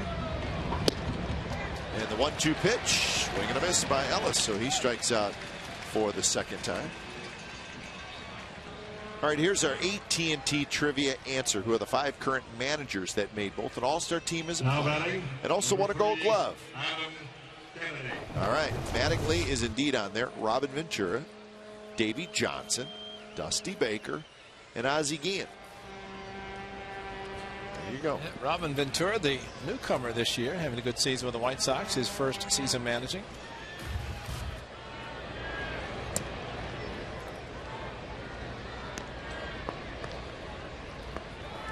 So 1-0 the count to Adam Kennedy.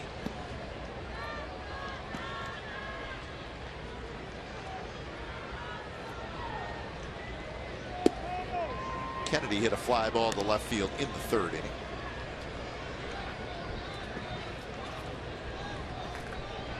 Had some great seasons with the Angels, and you have to figure that when the Dodgers went into Anaheim, he was welcomed in by those Angel fans who appreciated everything he did for the years that he played there.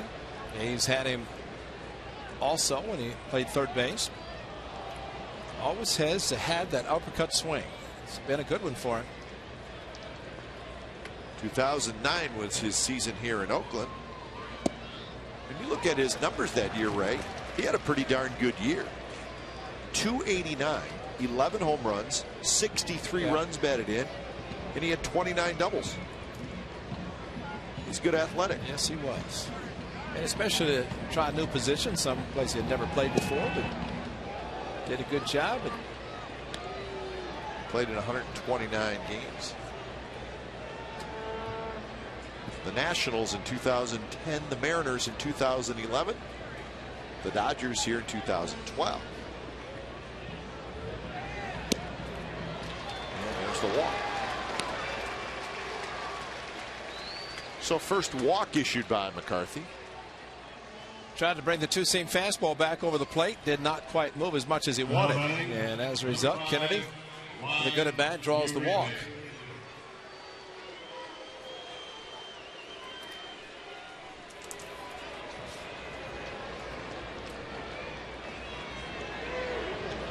So here's Juan Uribe.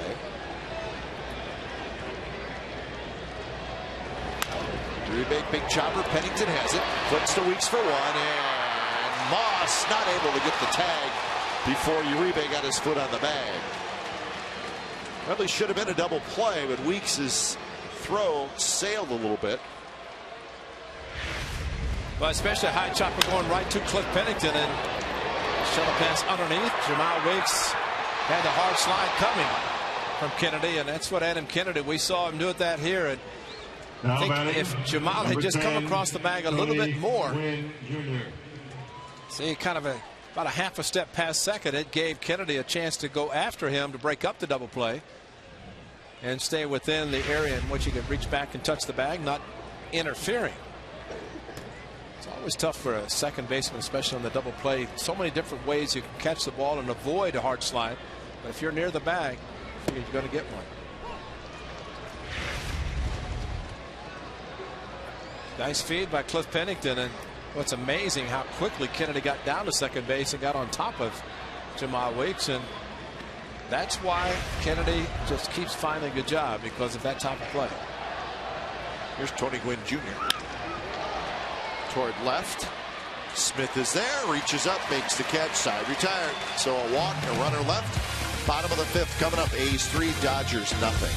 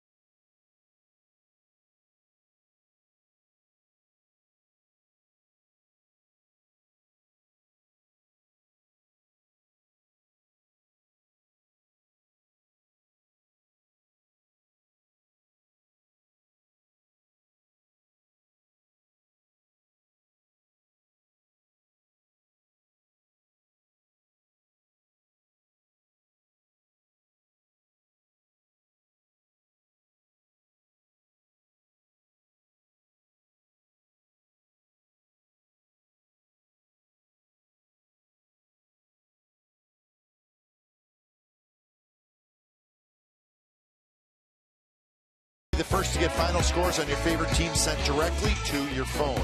Stuck at work or unable to watch the game, text Athletics to 82653 to receive A's final score alerts. CSNCalifornia.com is your interactive mobile leader for A's baseball all season long.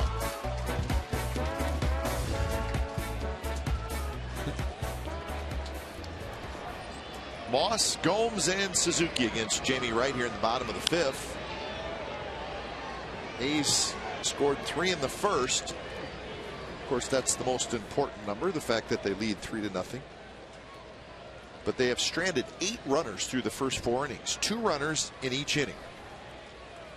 They go back to May 29th. Of course, you remember that game in Minneapolis. The A's received 9 walks, not 1 scored.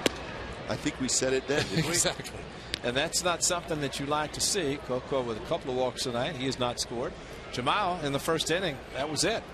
And he might not have scored if Tony Gwynn had played the ball properly in center field. But as was, he scored. So Aaron Harang, career high 8 walks, and leaves with having just 1 scored. So 1-2 the count to Moss, who has walked and grounded out his first time facing Jamie Wright.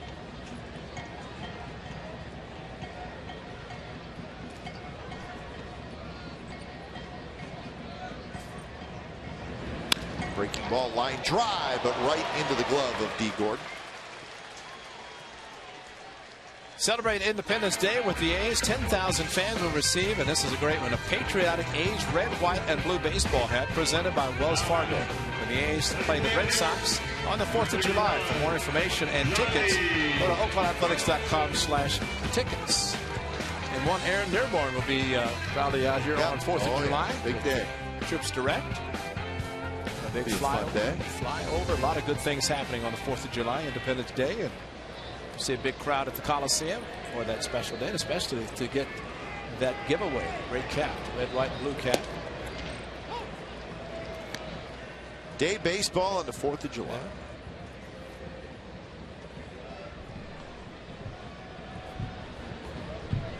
There's our old friend. I'm sorry, he just doesn't look right in that uniform. Well, you just have to nothing against the Dodgers, but you have to go back to the team that the A's acquired him from. Had the same colors, Kansas City Royals. But Mark Ellis was traded to the Colorado Rockies and then signed a free agent contract with the Dodgers.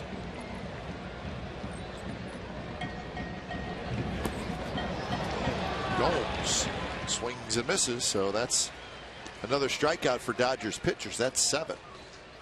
This was the injury to Mark Ellis, and it was scary, and you found out it was scary really after the actual play at second base. Now you see the collision and injury to the leg of Mark Ellis. Well, left leg, and he has about a 10-inch scar down his left leg. And fortunately, the trainer recommended and insisted he go to the emergency room. And he did. And that's basically what saved him, because it gets the internal contusion. Yeah, it started swelling up real bad. And swelling and painful. And there's the trainers. And said go to the emergency room, and he ended up having an operation. And do not know what, or want to know what the scary result could have been had he not gone there, because they were talking about him maybe losing his leg. Exactly. So gee whiz. But saw him working out today, and of course was in shorts. And I said scar. And of course at the time I didn't know he had the surgery, but he said they had to go in and remove the inside of the swelling, and wow, it was scary. That is scary. He's such a great guy, and what a sad thing that would have been. And said his son Briggs, who we've seen so often, has turned 5. So Briggs, Sarah's wife, and the 3 kids down in the Los Angeles area. But what a great guy. And he said he's about 2 weeks away from getting back on the roster and being able to play again. And that is great news for the Dodgers, for sure, and for Mark Ellis. 1-2 pitches, foul back by Kurt Suzuki. Well, we wish Mark the best of luck. And we have to remember tomorrow on Root Beer Float Day, a year ago on Root Beer Float Day, he was traded, but yet still went out and served root beer floats. Well, that's all you need to know. That's the class of Mark Ellis. And that's right. We had people coming up in line asking us, did Mark Ellis just get traded? We're like, yeah, I think he did. Yeah. Sorry. Enjoy your root beer float. Yeah. Uribe has it, flips it across, and Jamie Wright has retired all 4 hitters that he has faced. So we're moving to the 6th. A's 3, Dodgers nothing.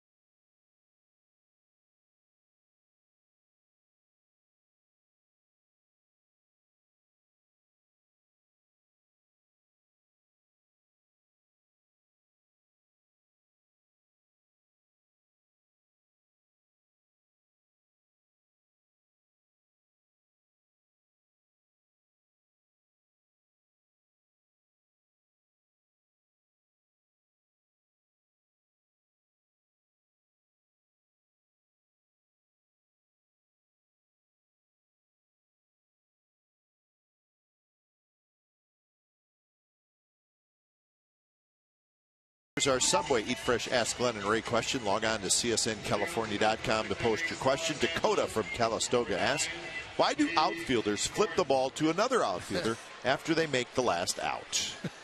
Have no idea. No, I don't know. I don't think there's a specific reason for it. Seen that lately, last year or so, and I have no clue. I think it's just running in, maybe just get the other outfielder involved. I have no idea why. But we'll find out. And they don't all do it. No. Some do it. Some will throw the ball in the stands thinking it's a third out. It's only the second, and they're down on base. So it's happened. It's happened too much. Top of the order for the Dodgers: Gordon, Herrera, and Ethier.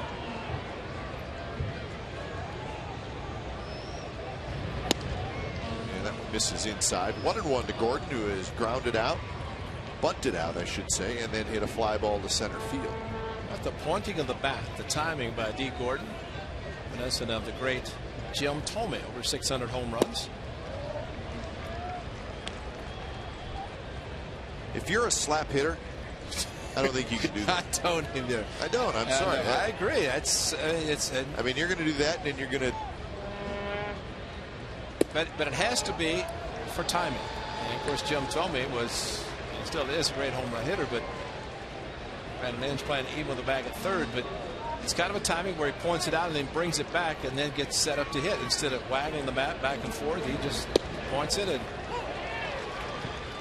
great Tony Olivo used to do that with the Twins. He'd have his bat out, and as a pitcher was delivering the ball, he'd bring it straight back and knock the catcher's mitt off, which is tough to get any sort of target when that happens.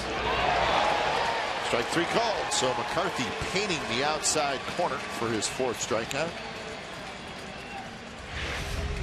Well, you can point your bat, but you better swing it, and he does not. And a perfectly thrown strike at the knees. Tommy Cam shows it right on the corner, and Ed Hickox, Wild Bill Hickox, pulls the trigger. Look at that. See him point? I think he's pulling the gun out of the holster. So Gordon is 0 for 3. Here's Elian Herrera.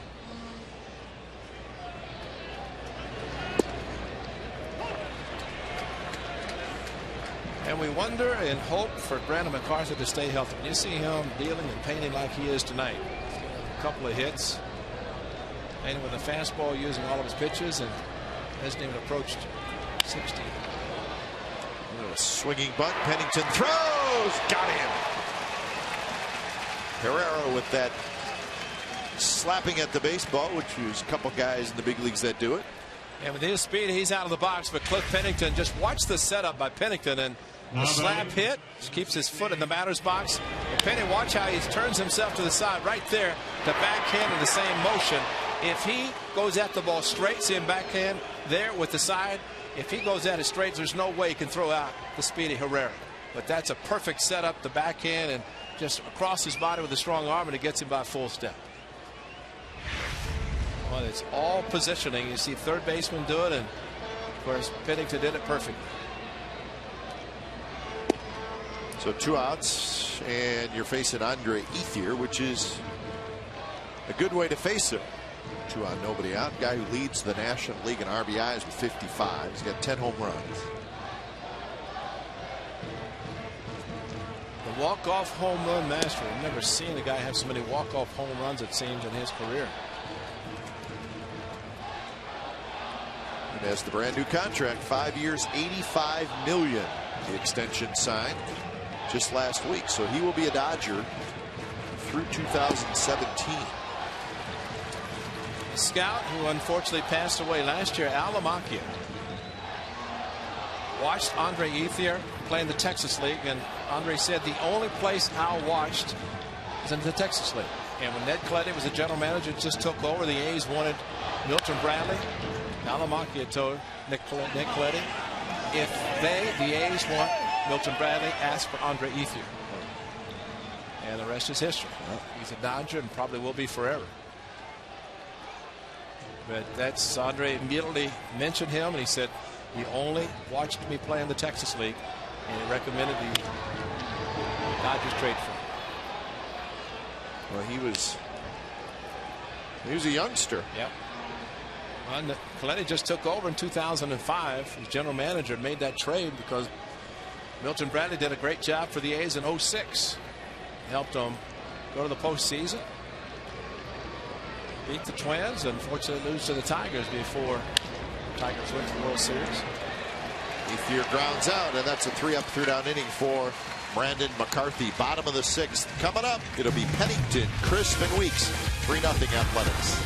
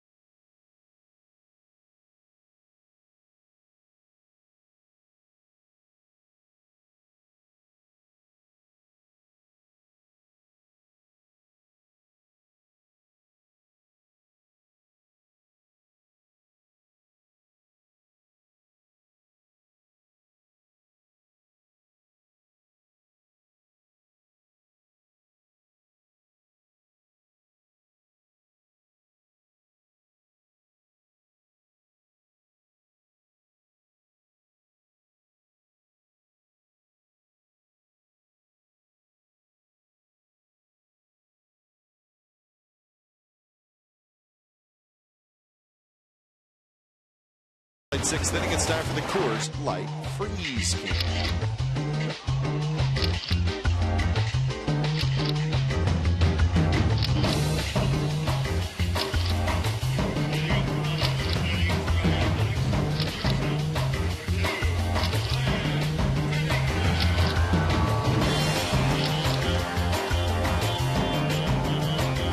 Coors Light Freeze Game is brought to you by Frost Brewed Coors Light. It's the world's most refreshing beer. 3-0. Bottom of the sixth inning.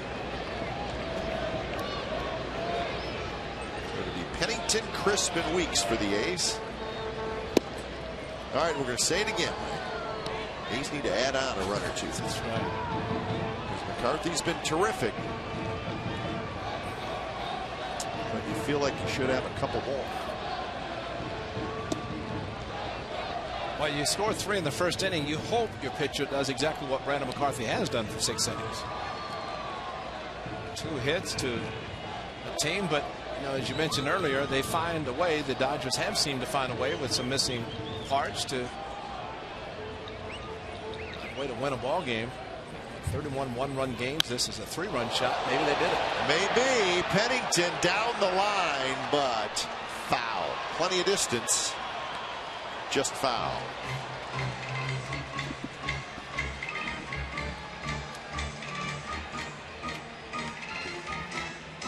Quick bat on the pitch down and in. Slight stride and top hand just pulled it too much. Knew he had the distance, but he also knew it was going to hook foul.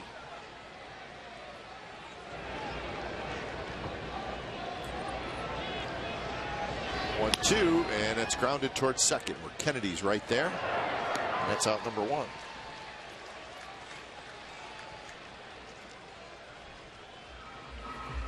Well, if you have the best record in baseball like the Dodgers do, you are finding ways to win. That's right.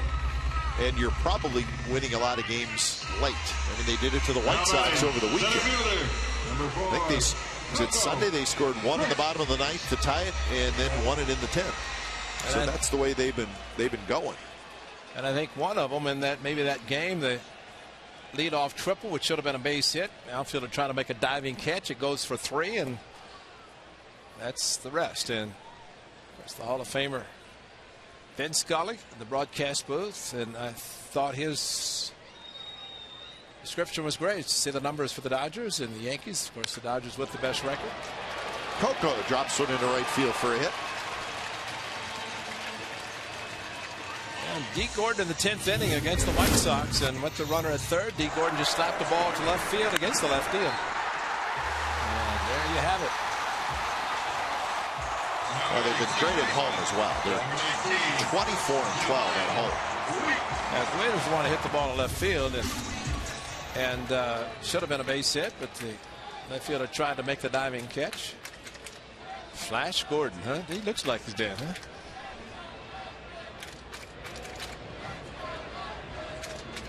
So here's Weeks.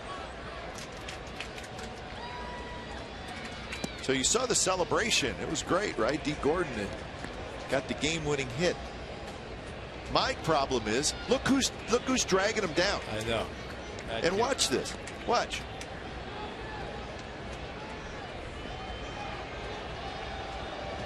I mean, I know. You're right. You're right. That's ridiculous. Matt Kemp's on the disabled list with a long-term contract. Gee whiz. He can't play, so he wants to celebrate. You're right. That's.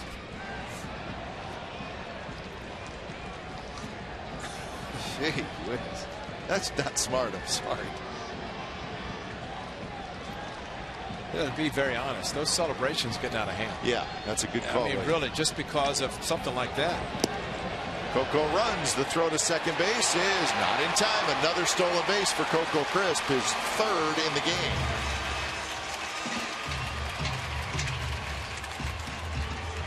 Last time Ellis had to backhand a ball in the dirt and throw to second. But Coco Crisp had such a great big jump off of Amy Wright there.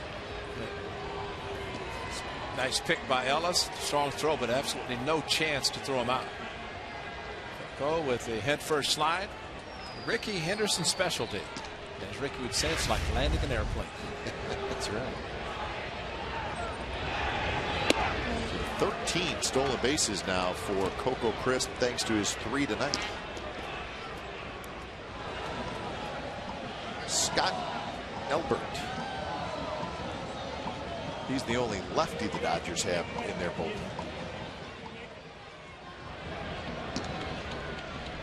So 3-0 with Crisp at second base.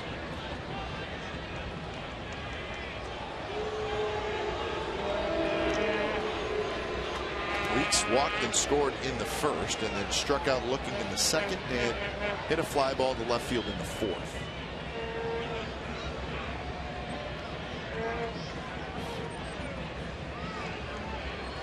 There's nobody there, Jamie. Try to keep him close, but don't throw it.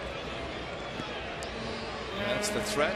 1 out, and Morton trying to keep Coco close at second base, but he also tries to hold his position because Jamal Weeks might try to hit a ball in left field. And there's the walk. Now he's got to be concerned about a double steal because he has the speed on the bases now. So that'll bring up Reddick. You know, back to celebrations. You've seen those where a guy gets a walk-off hit and he has to run away from. Oh, not guys trying to tackle him and take him down. That's the way they do it now. You chase the guy down and he runs away from you. That's what was happening with Gordon. I mean, that's a complete takedown. And the weight differential there, I think, was in Kim's favor. Yeah, I mean, it was not only taking down another guy, which that guy could get hurt, but it was your best players on the disabled is doing it. It just makes no sense to me. Look at him, he's running away. He's running away from celebrating. Oh, look at this. Look. He grabbed him, and then just he grabs him back. And then they're just going to pummel him. You know, Jared Softalamakia. See, that's ridiculous. I'm sorry. I mean, Jared Softalamakia hit a home run in Boston, a walk-off, and he said, I had to go through the shredder. They actually shredded his uniform after he was winning a game for them. How about a couple high fives and skip to the clubhouse? Yeah. Just a thought. And everybody stay out of the trainer's room. When it's time for a change, think Speedy Oil Change and Tune-Up. It's your oil change tune-up and smog experts.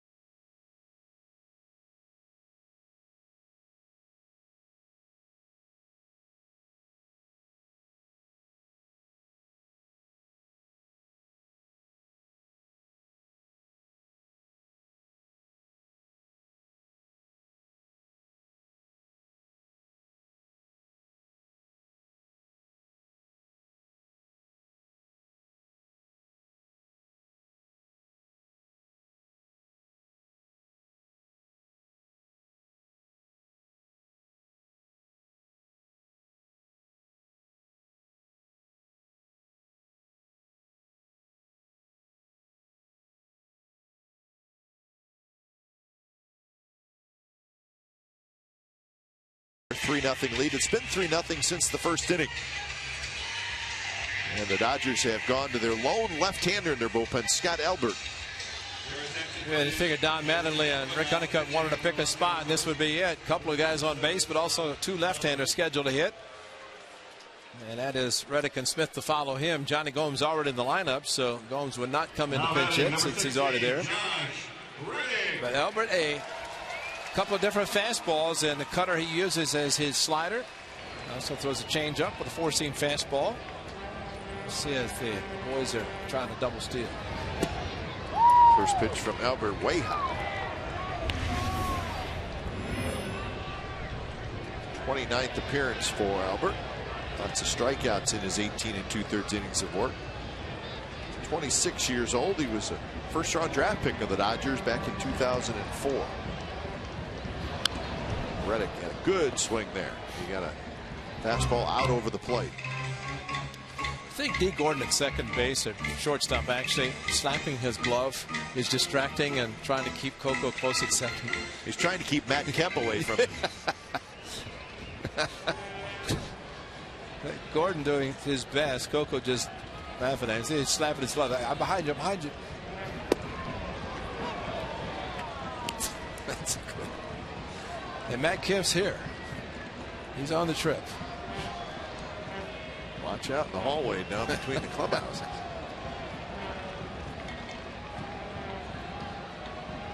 1-2 to Reddick. Outside corner, strike 3 called, and looked like a pretty good pitch from Albert. Reddick strikes out for the 3rd time. Well, a crossfire as he drops down, throws across his body, and nails the outside corner. And I think Josh could look at that pitch as Ellis brings it back a little bit, but Ed Hickox with the angle looking to the outside part of the plate. Didn't really have the cut action, as more just a four-seam, but the way he threw across his body. Mattingly just trying to use his one bullet right here with the lefty face and a couple of lefties, try to keep it 3-0. First pitch to Smith is inside.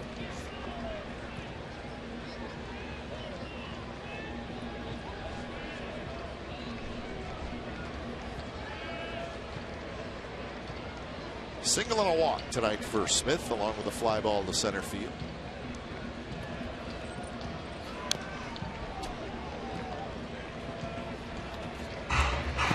There's other games going on. Texas 6, San Diego 1. That game in the 6th inning at Petco Park. A wild one in Arizona. What a surprise. The Mariners 8 and the Diamondbacks 8, and it's just the 6th inning. And the Angels are pounding the Giants. Zito was horrible tonight. 9-3. The Angels over the Giants in that game in the 6th inning. After a good start to the season, Barry Zito has not been good lately. He was knocked out, I believe, in the 4th inning of that game. And I know he got charged with at least 7 runs, so that's not good. And you know they're rooting for the A's tonight. Yeah. Since A's are playing their competition in the National League West. Well, the A's are so far helping them out with a 3-0 lead. Big Todd Coffey. And I hope he comes in the game because it's the best entrance into a game in baseball right now, I think. 2-2 pitch is hit high and foul down the left field line. Now you may be thinking, what am I talking about? But I'm just going to just wait. Just wait. You will love watching Todd Coffey come in the game. Remember in the 70s in Milwaukee, they had the golf cart that would bring the relief pitcher in. Right. Stop right in front of the dugout. Guy would get out and walk to the mound. That's no fun.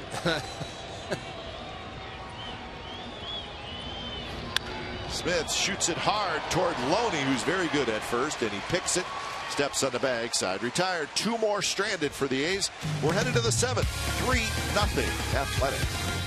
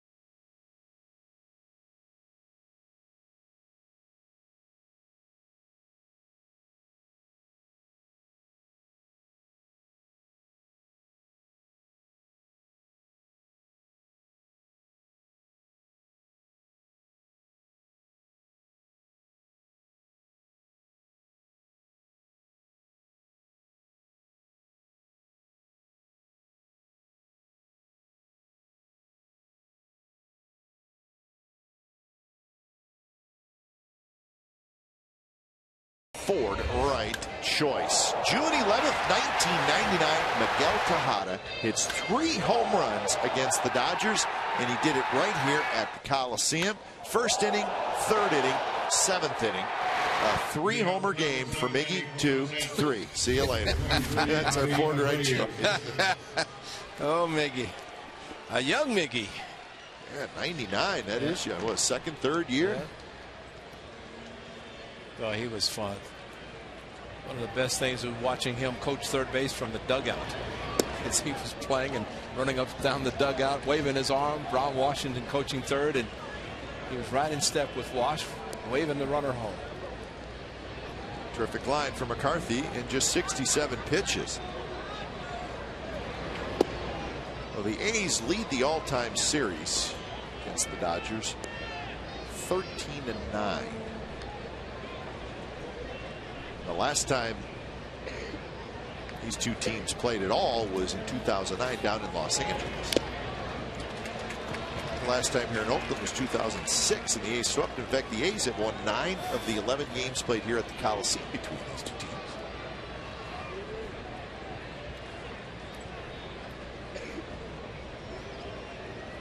It's the 5th time overall that the Dodgers have been here in Oakland.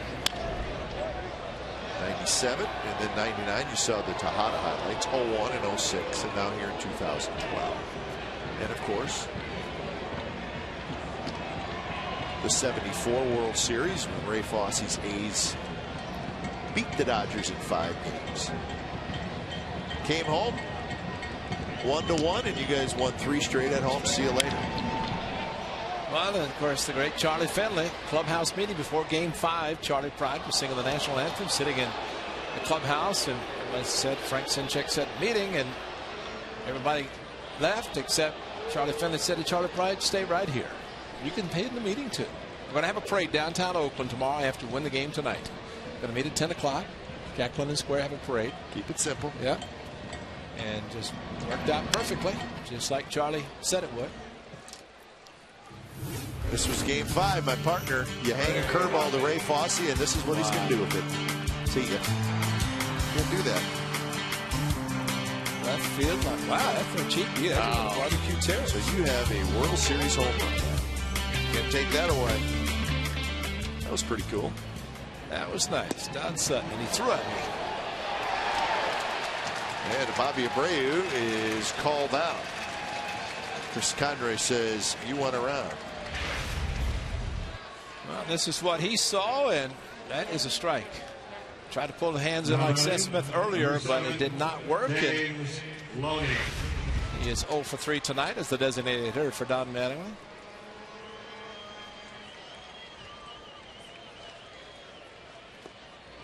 So 5th strikeout for McCarthy. So it looked like in typical fashion, Ray, that 74 World Series. Every game tight, huh? That's right.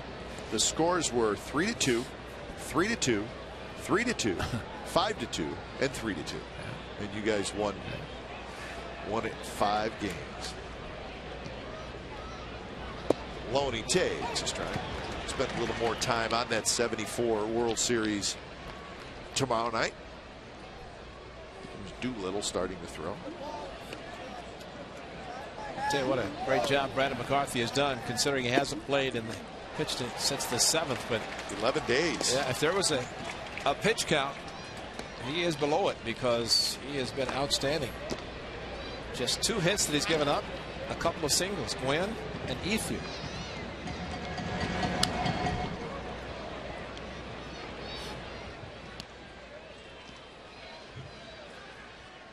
There's the earned run average leaders. C.J. Wilson, who's pitching tonight with 2.27. McCarthy right there. That one's lined towards center, but Coco Crisp is there for out number 2. I think the thing with Brandon McCarthy is you don't worry about him tonight. You worry about how he feels tomorrow or the next day, or maybe when he throws his next bullpen. Now he's lined up starting tonight, then he would start Sunday against the Giants. So it's that time in between where you kind of hold your breath. And those are the two guys holding their breath. Kurt Young, pitching coach, Bob Melvin, A's manager. Chip Bell's bench coach just sat down. Very rare to see the A's skipper sitting down, but he says at times back gets a little stiff, so he sits down, but he's also very superstitious. Maybe sometime throughout the game he's been sitting down, and it's going to continue. This will be his 80th pitch. So the pitch count is very good.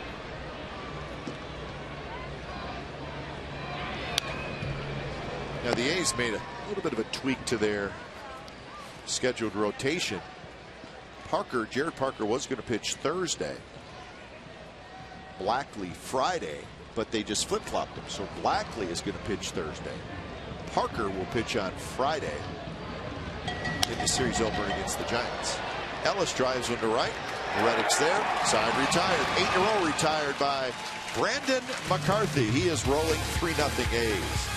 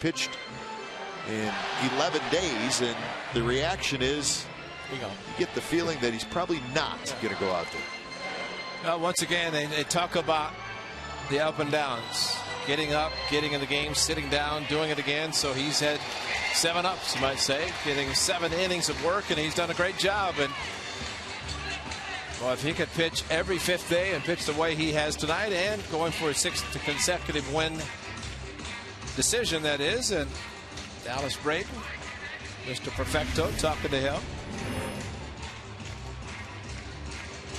Hey, when it's time for change, take Speedy Oil Change and tune up your oil change, tune up, and smog expert. So Todd Coffey is in the game, but he let us down a little bit. God Bless America was playing, and he showed full respect as he should, and he did not do the sprint in. So he sprinted to first base and stopped. He was the only player on the field during God Bless America. So Todd Coffey comes in. He's going to pitch the bottom of the 7th inning.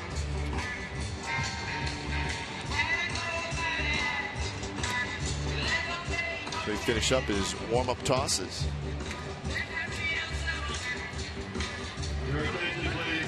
Ladies and gentlemen, now pitching for Los Angeles. Oh, that young man in the middle, look, he's got, that's an outfielder's glove. That's the longest glove I've ever seen. 6-footer. You could paddle out to sea in that with that glove. That was huge. He probably just said, "I'll protect everybody." Oh yeah, little woolly bully.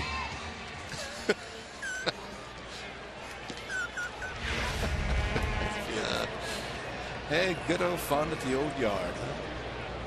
Coffey's first pitch to Inge is in first strike. Scott Albert, the left-hander, did what Don Mattingly wanted. He retired both of the left-handed hitters, Reddick and Smith, so he is out.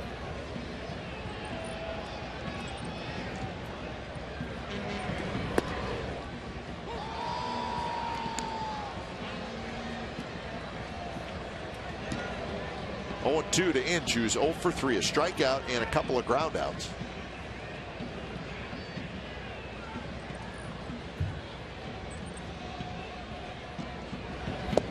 And on 3 pitches, Brandon Inge swings and misses. So 1 out here in the bottom of the 7th inning. Here's our Chevron pitching matchup for tomorrow's game against these Dodgers. Nate Eovaldi, a rookie, against Tommy Malone. So a couple of rookies going at it. Eovaldi, a right-hander, Malone, the left-hander. That'll be tomorrow, 6:30. Is when our coverage starts here on Comcast Sportsnet California. And then Blackley on Thursday. And Jared Parker will start the Giants series on Friday. Moss is a healthy swing and pops a foul back.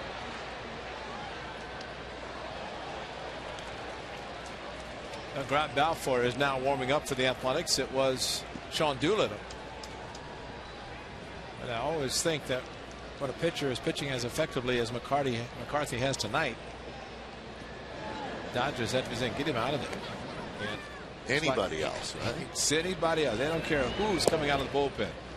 Just certain guys get the numbers of the hitters, and McCarthy has done that tonight, just given up a couple of hits and 5 strikeouts.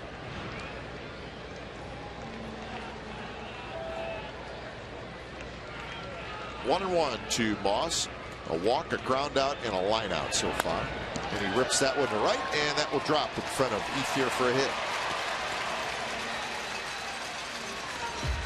So that's the first hit for Brandon Moss, the 5th hit for the A's. The Dodgers have just 2.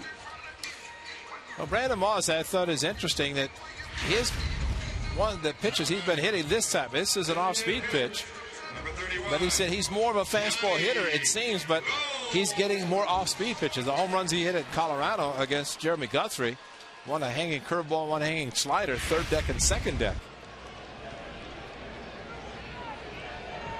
But he saw some pretty good fastballs from Guthrie in that series that he swung through, but he has really handled the breaking pitch since he joined the club.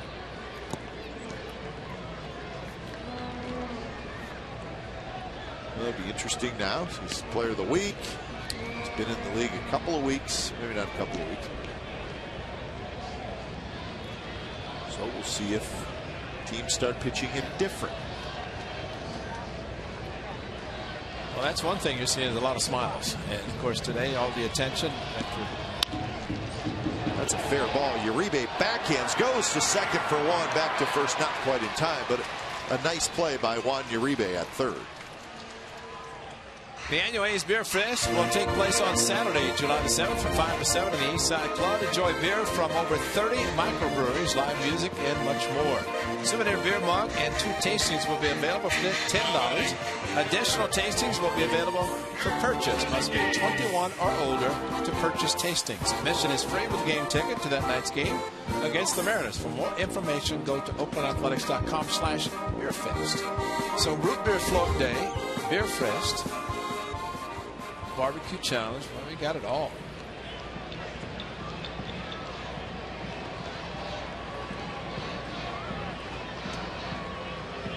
Busy week.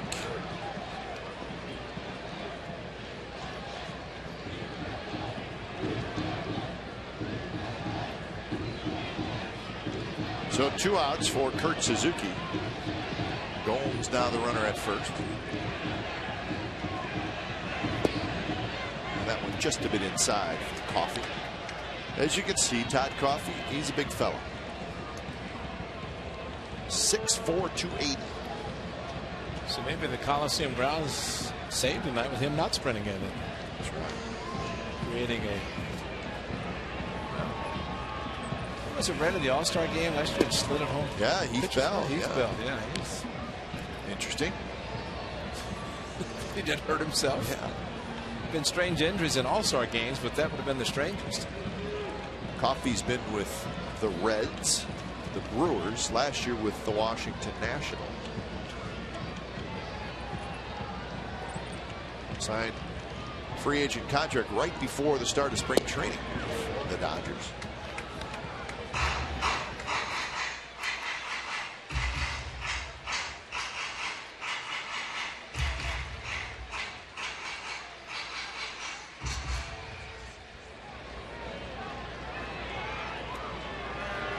Two and one the count to Suzuki, who's 0 for 2 with a walk. That one running down and in on Suzuki, and he just got a piece of it.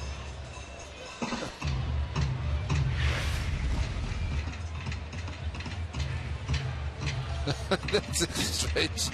With a runner at first base, Coffey. Maybe he's got a stiff neck and he can't look left, so he has to look right. I think he's trying to deceive the runner. That's a balk. That's a balk, yeah. See if he does it every time. Gets the sign, he turns his head to the right and looks to first base. I love that.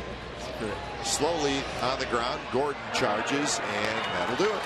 Hayes get a hit. They leave another runner. That's 11 runners left on base. We're through 7. Still 3-0 Athletics.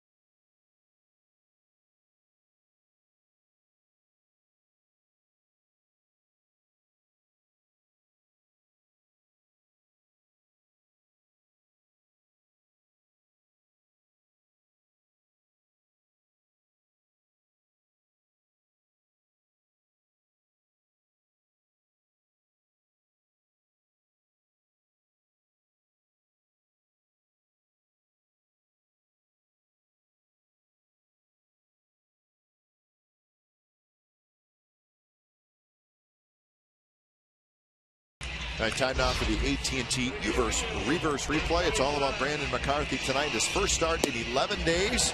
He was sensational. 7 innings, 2 hits, no runs, 1 walk, 5 strikeouts in complete control.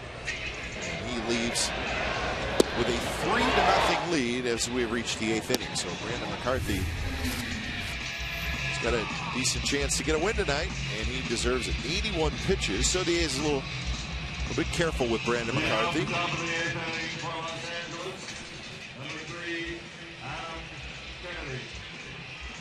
Well, you pitch that effectively, you can understand and want to make sure and take care of Brandon, and like you said, hope that he can recover nicely tomorrow, the next couple of days, and be ready to go Sunday. Well, it's time for change. Think Speedy Oil Change and Tune-Up. It's your oil change, tune-up, and smog expert. So Grant Balfour comes in.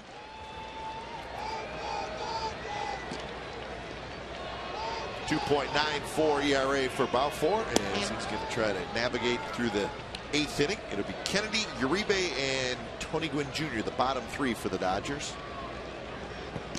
So just 2 hits and 1 walk for the Dodgers offense tonight. Dodgers offensively, out of 16 teams in the National League, they're 8th in the league in runs scored. They're 14th in home runs hit. So they're statistically anyways an average team offensively, but the pitching's good.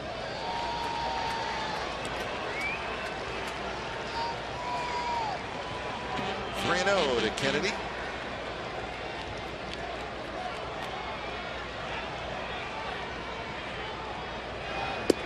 And that one high, and it's a 4-pitch walk leading off the 8th inning.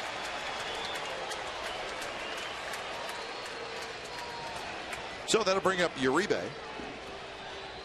You don't need anything to get the Dodgers thinking they can do something special. And again, as Vin Scully, the wonder team, wonder how they're going to win. If you win as many games as they have coming from behind, you do not want to give them anything to think about.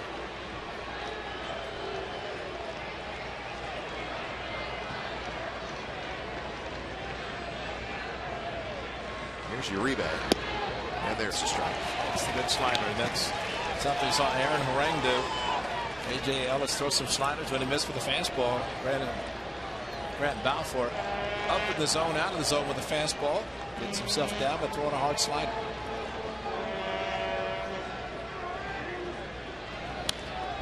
Uribe got a fastball there, and he lets it go just about every time, and he did there.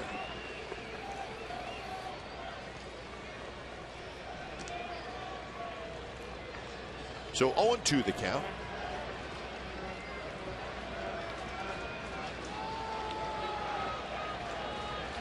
One home run, 11 RBIs for Uribe.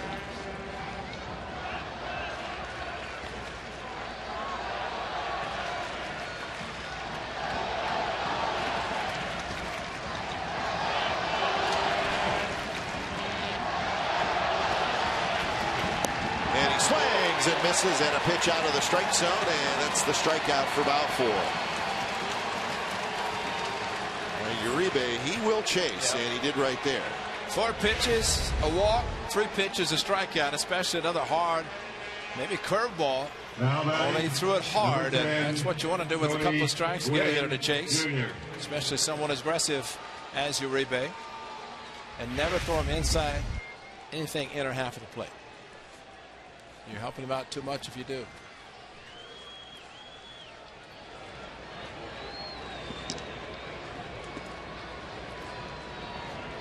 So here's Tony Gwynn Jr., and that one just off the plate.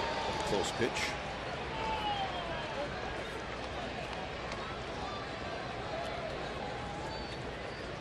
A single and a fly out for Tony Gwynn.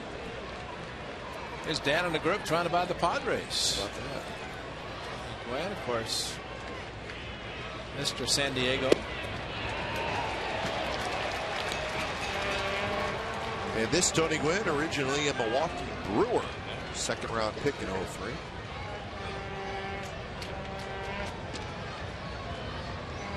His second year with the Dodgers. I think there have been a few comparisons to Dad. And he played a couple years in San Diego. Yes, he did. And he had the Hall of Fame career that Tony Gwynn had. The son of the same name, just a junior attached to it. That's doing something. Anthony Keith Gwynn Jr.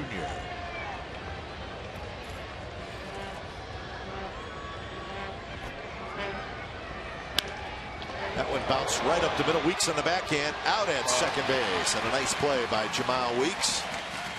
Just make sure you get the one, and the A's did. What a great play, and up the middle defensively. You can say what you want about what they do with the bat, but boy, what these guys, Pennington and Weeks, can do with the glove. This is a base hit, maybe first and third instead. Weeks ranging, a little flip back to Pennington. His foot's on the bag, and that quickly, it looked like it was going to be a base hit, but the range is perfect. Great jump by Jamal Weeks to get to the ball, a nice little flip back, and Pennington, and that's part of working together. Lopes and Russell, of course, those guys work so much together at the Dodgers. When you know what each other can do, you don't get shocked, surprised, and you know the guy's going to be there. In the case here, Weeks knew Pennington was going to be on the bag. Doolittle was warming up last inning, so he doesn't have too far to go to get ready to go this inning. First pitch to D. Gordon is a bit low. But he's talking about Tony Gwynn Jr. and who his father is. Dee Gordon's father is Tom Gordon, of course. Flash. Remember Tom Gordon? He wasn't that long ago that he was pitching in the big leagues. Tom Flash Gordon. Yeah. He started right here against the A's. Came in the bullpen and dropped that hook. And everybody goes, oh my. And it was what a curveball. Tom Gordon.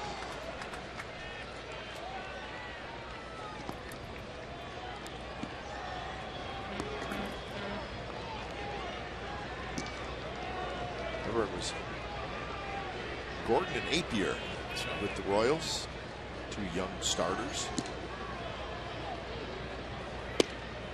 There's a strike. 2-2 the count.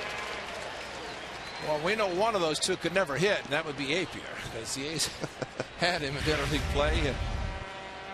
And right over the top of the fastball, nailed the corner.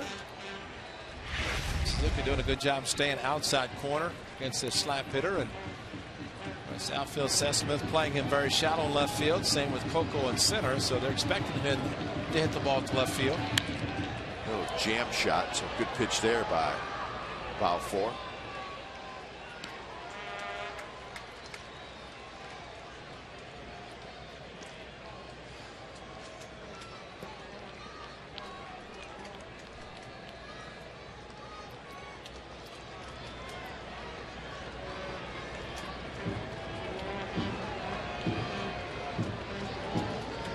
Two and two with Tony Gwynn at first. He's got a pretty good lead.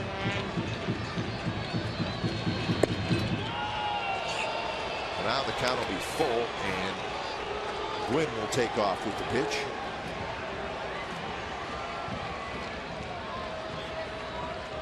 Juan Rivera strapping on the hitting gloves. And a big home run against his former team. The A's were in Colorado. The Angels. Pitch is looped toward left field. Coming in is Smith. He was playing shallow. He was playing perfect, and he makes the catch. Side retired. Bottom of the 8th coming up. 3-0 Athletics.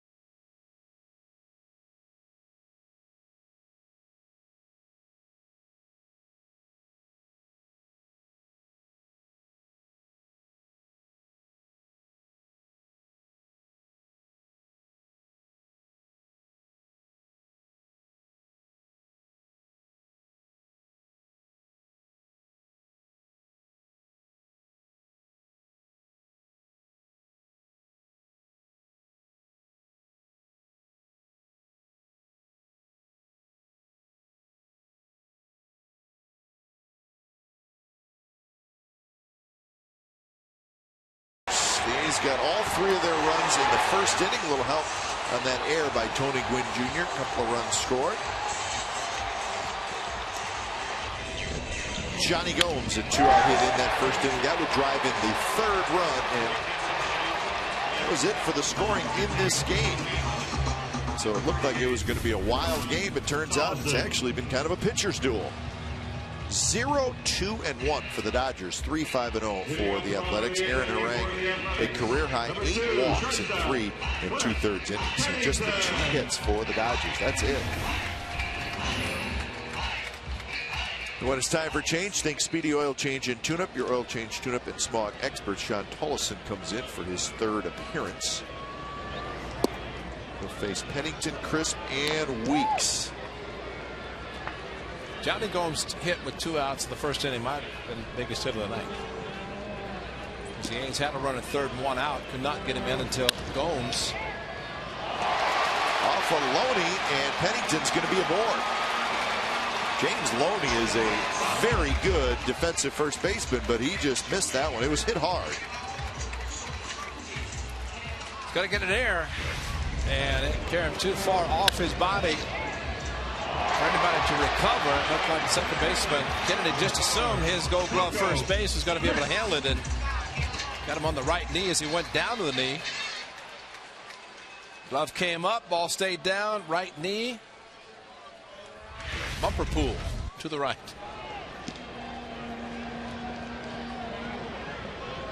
So the A's get a leadoff base runner heading into the top of their order. Here's Coco Crisp.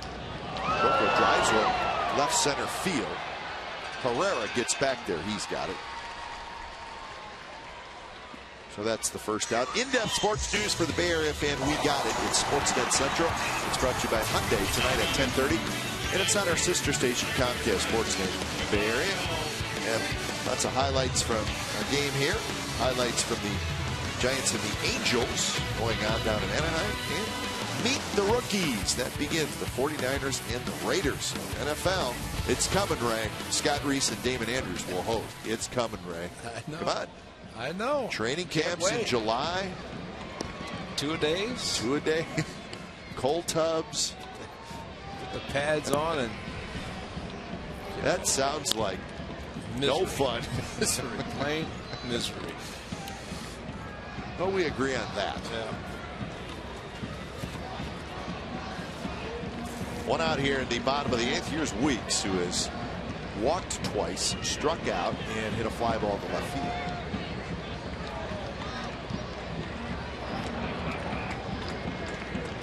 How about the Dodgers schedule, though? You mentioned it briefly. The Dodgers are here Tuesday, Wednesday, Thursday, right? So in the Bay Area. They go home but play at the Angels over the weekend. All right, so that doesn't sound like a big deal, right? They come back to the Bay Area and play the Giants Monday, Tuesday, Wednesday. So that may be the strangest 9-game road trip in a long time, because you're going to the same place twice and you're also going home, but it's still a road trip. 3 cities. That's true. That's true. The only one I can think of is when the A's went Yankee Stadium, Cleveland, Shea. Yeah. New York, Cleveland, New York. Yeah, that's right.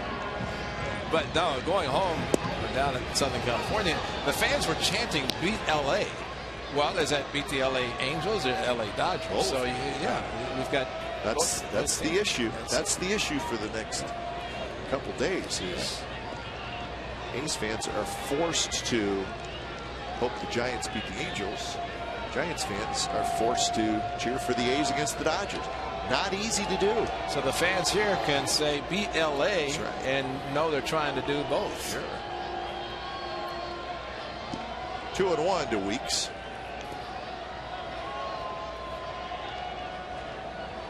Giants are trying to come back in that game. It's now 9-5 in the 8th inning.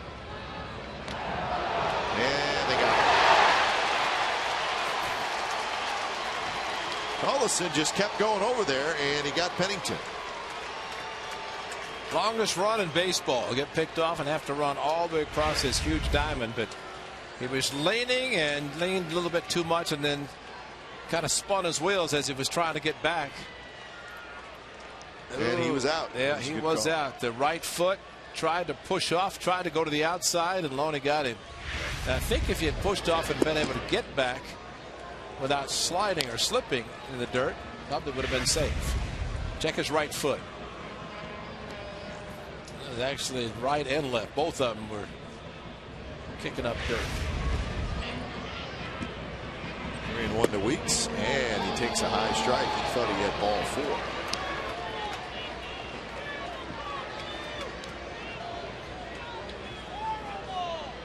The Mariners and the Diamondbacks are tied 9-9 in the 8th inning. Rangers leading the Padres 7-2 in the 7th. And Weeks does get the walk as that pitch is outside. Walk number 10 by the Dodgers pitchers.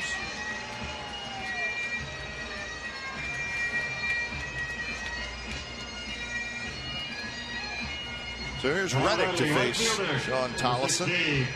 Josh Reddick.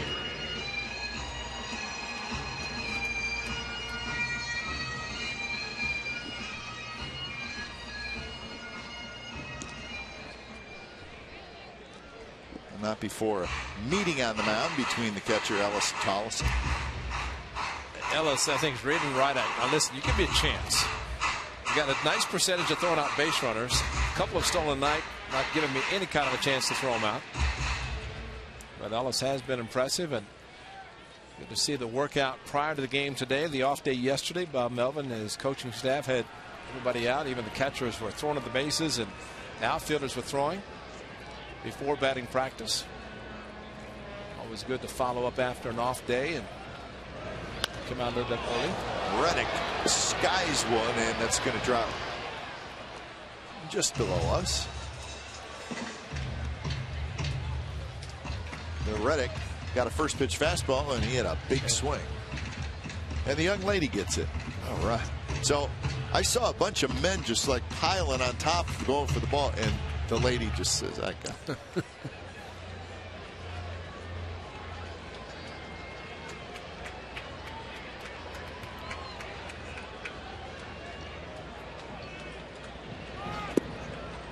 One now to Reddick. 3 strikeouts and a walk tonight for Reddick.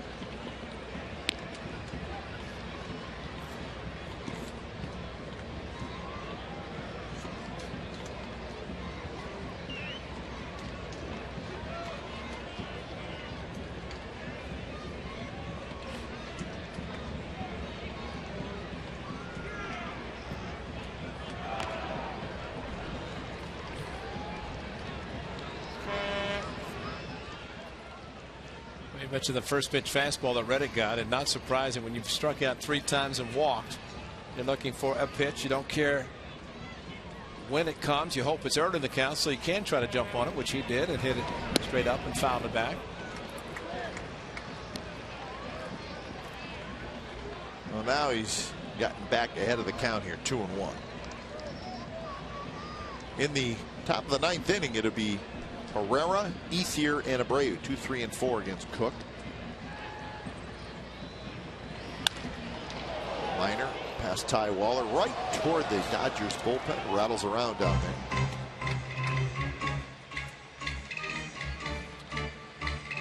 And one thing we talked about earlier about Brandon Moss, American League Player of the Week, having to make some adjustments, and there's no doubt that Josh Reddick, opposing teams look at his numbers and they see what he is doing offensively. And he has to make some adjustments because now he's being noted quite a bit in the meetings about his ability to drive the ball. It's tough to hide when you're the number 3rd hitter. Put up numbers that he has so far in this young season. And I think this is probably the first time really we've seen Josh struggle for any bit of an extended time. He's 0 for his last 14. But I don't think he will ever take away his aggressiveness, which is going to make him continue to be a very good hitter. And he got that way, put up the numbers with the aggressiveness, and he does it again on a very good slider. So Reddick strikes out for the 4th time in the game. The A's strand a runner. They have now stranded 12. So the closer, Ryan Cook's coming in. He's going to try to preserve the 3-0 lead. We're headed to the 9th at the Coliseum.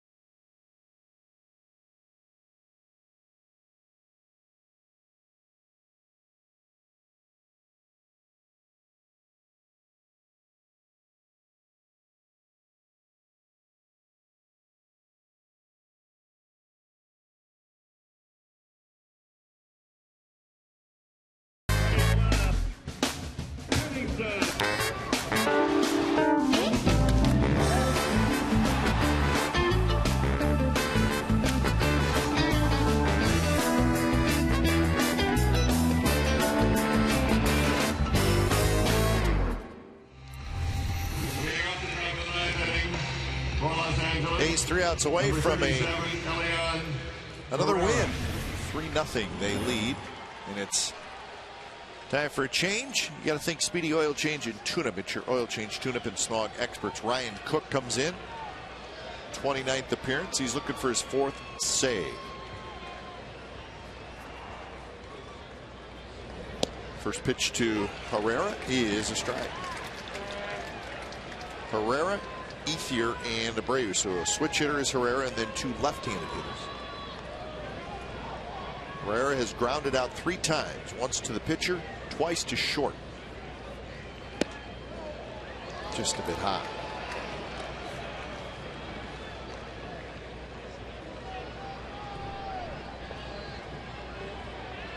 Cook last pitched on Sunday. There's 2/3 of an inning. It was not a save situation. Another fastball that's just a shade high. 2-1. Like Grant Balfour, who walked the leadoff hitter last inning, settled down, got pitches down. And Cook first pitch fastball for a strike, and then a couple of pitches elevated out of the strike zone. There's a strike. 96 miles an hour. Thank you. Herrera just trying to get on base. He knows he needs to get on base in front of the big hitters.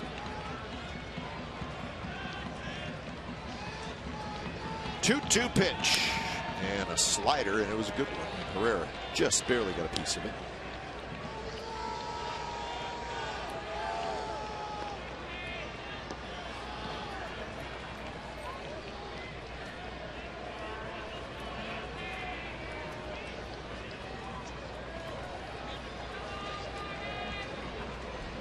So we'll do the 2-2 count again. And he got him swinging. High slider. Herrera strikes out, and that's out number 1 here in the ninth. Got under the slider a little bit, but just the change of direction. A little wrinkle to it, and enough to get the strikeout. Especially up in the zone. Hitter trying to get under a pitch that he should have been trying to hit on top of, and make it a little bit more difficult. It's a big out. Keep him off the bases, and just as big with Ethier.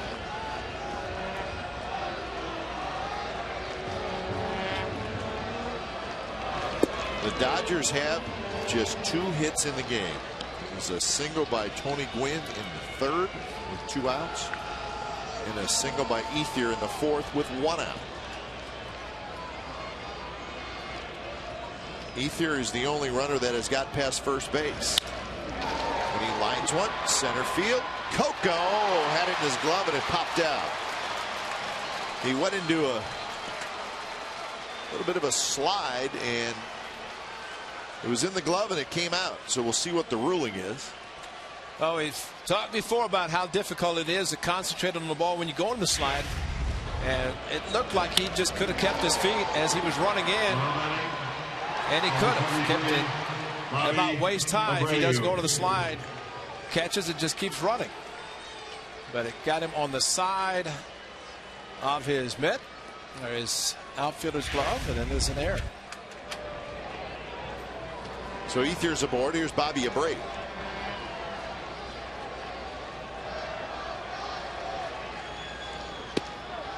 Up and away. Arizona was Chris Young who made the play in right center.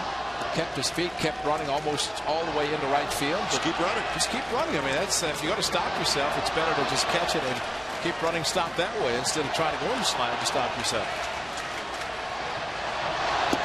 I guess too the question probably is there's no reason to stop yourself. No. I mean, unless you're running into a wall down in the corner, then it's different. Exactly.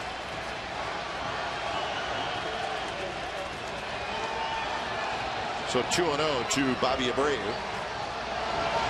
3-0 to Bobby Abreu. So we've seen Abreu plenty of times. Very patient.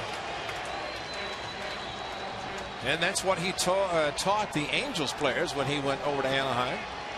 With the Angels, taught them to be patient, and you don't necessarily have to swing a lot of early pitches. You might take and get a better one later. This time he's gone 3-0. That one in there for a strike.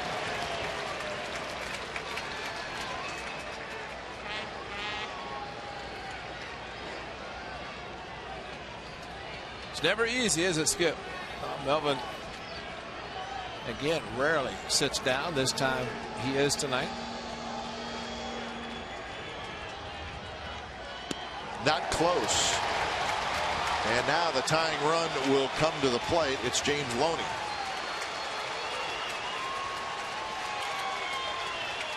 It's the third walk issued by A's pitchers tonight.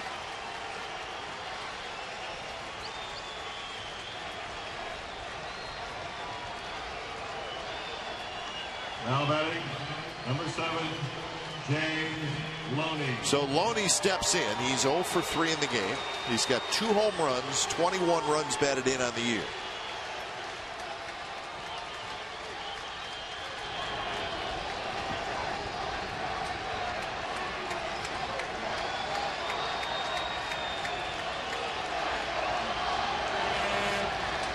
Five fastballs to Bobby Abreu, 4 out of the strike zone.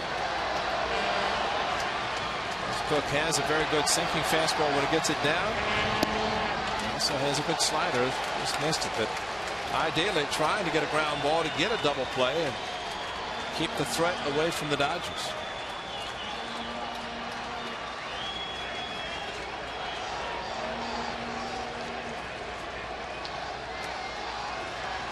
One-0 to Loney. And a big swing, fouled straight back.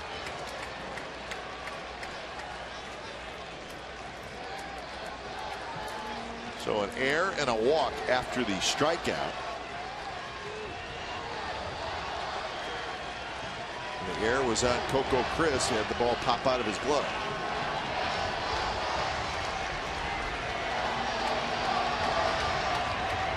Cook is ready. And there's the slider, sharp breaking down and in, and Loney missed it. And better to throw it down and in to a powerful left-handed hitter instead of backdoor and leaving it in the middle of the plate. Saw what Brandon Moss did to a couple of Jeremy Guthrie's pitches that were left outside. You have to make sure you throw it hard. And figure if the hitter's going to hit it, he's going to pull a foul. Tough to keep a slider down and in fair. 1-2 pitch.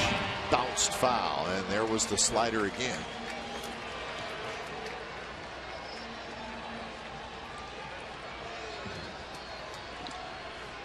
Kurt Suzuki might be recognizing the fact that Cook is having trouble throwing the fastball consistently for strikes, so he's gone to the slider.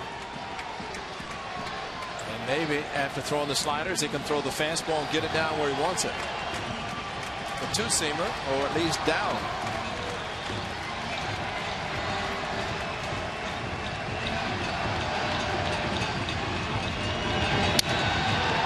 Broken back towards short. Pennington has it. Steps on second. Throws to first. Double play. And that's the ball game.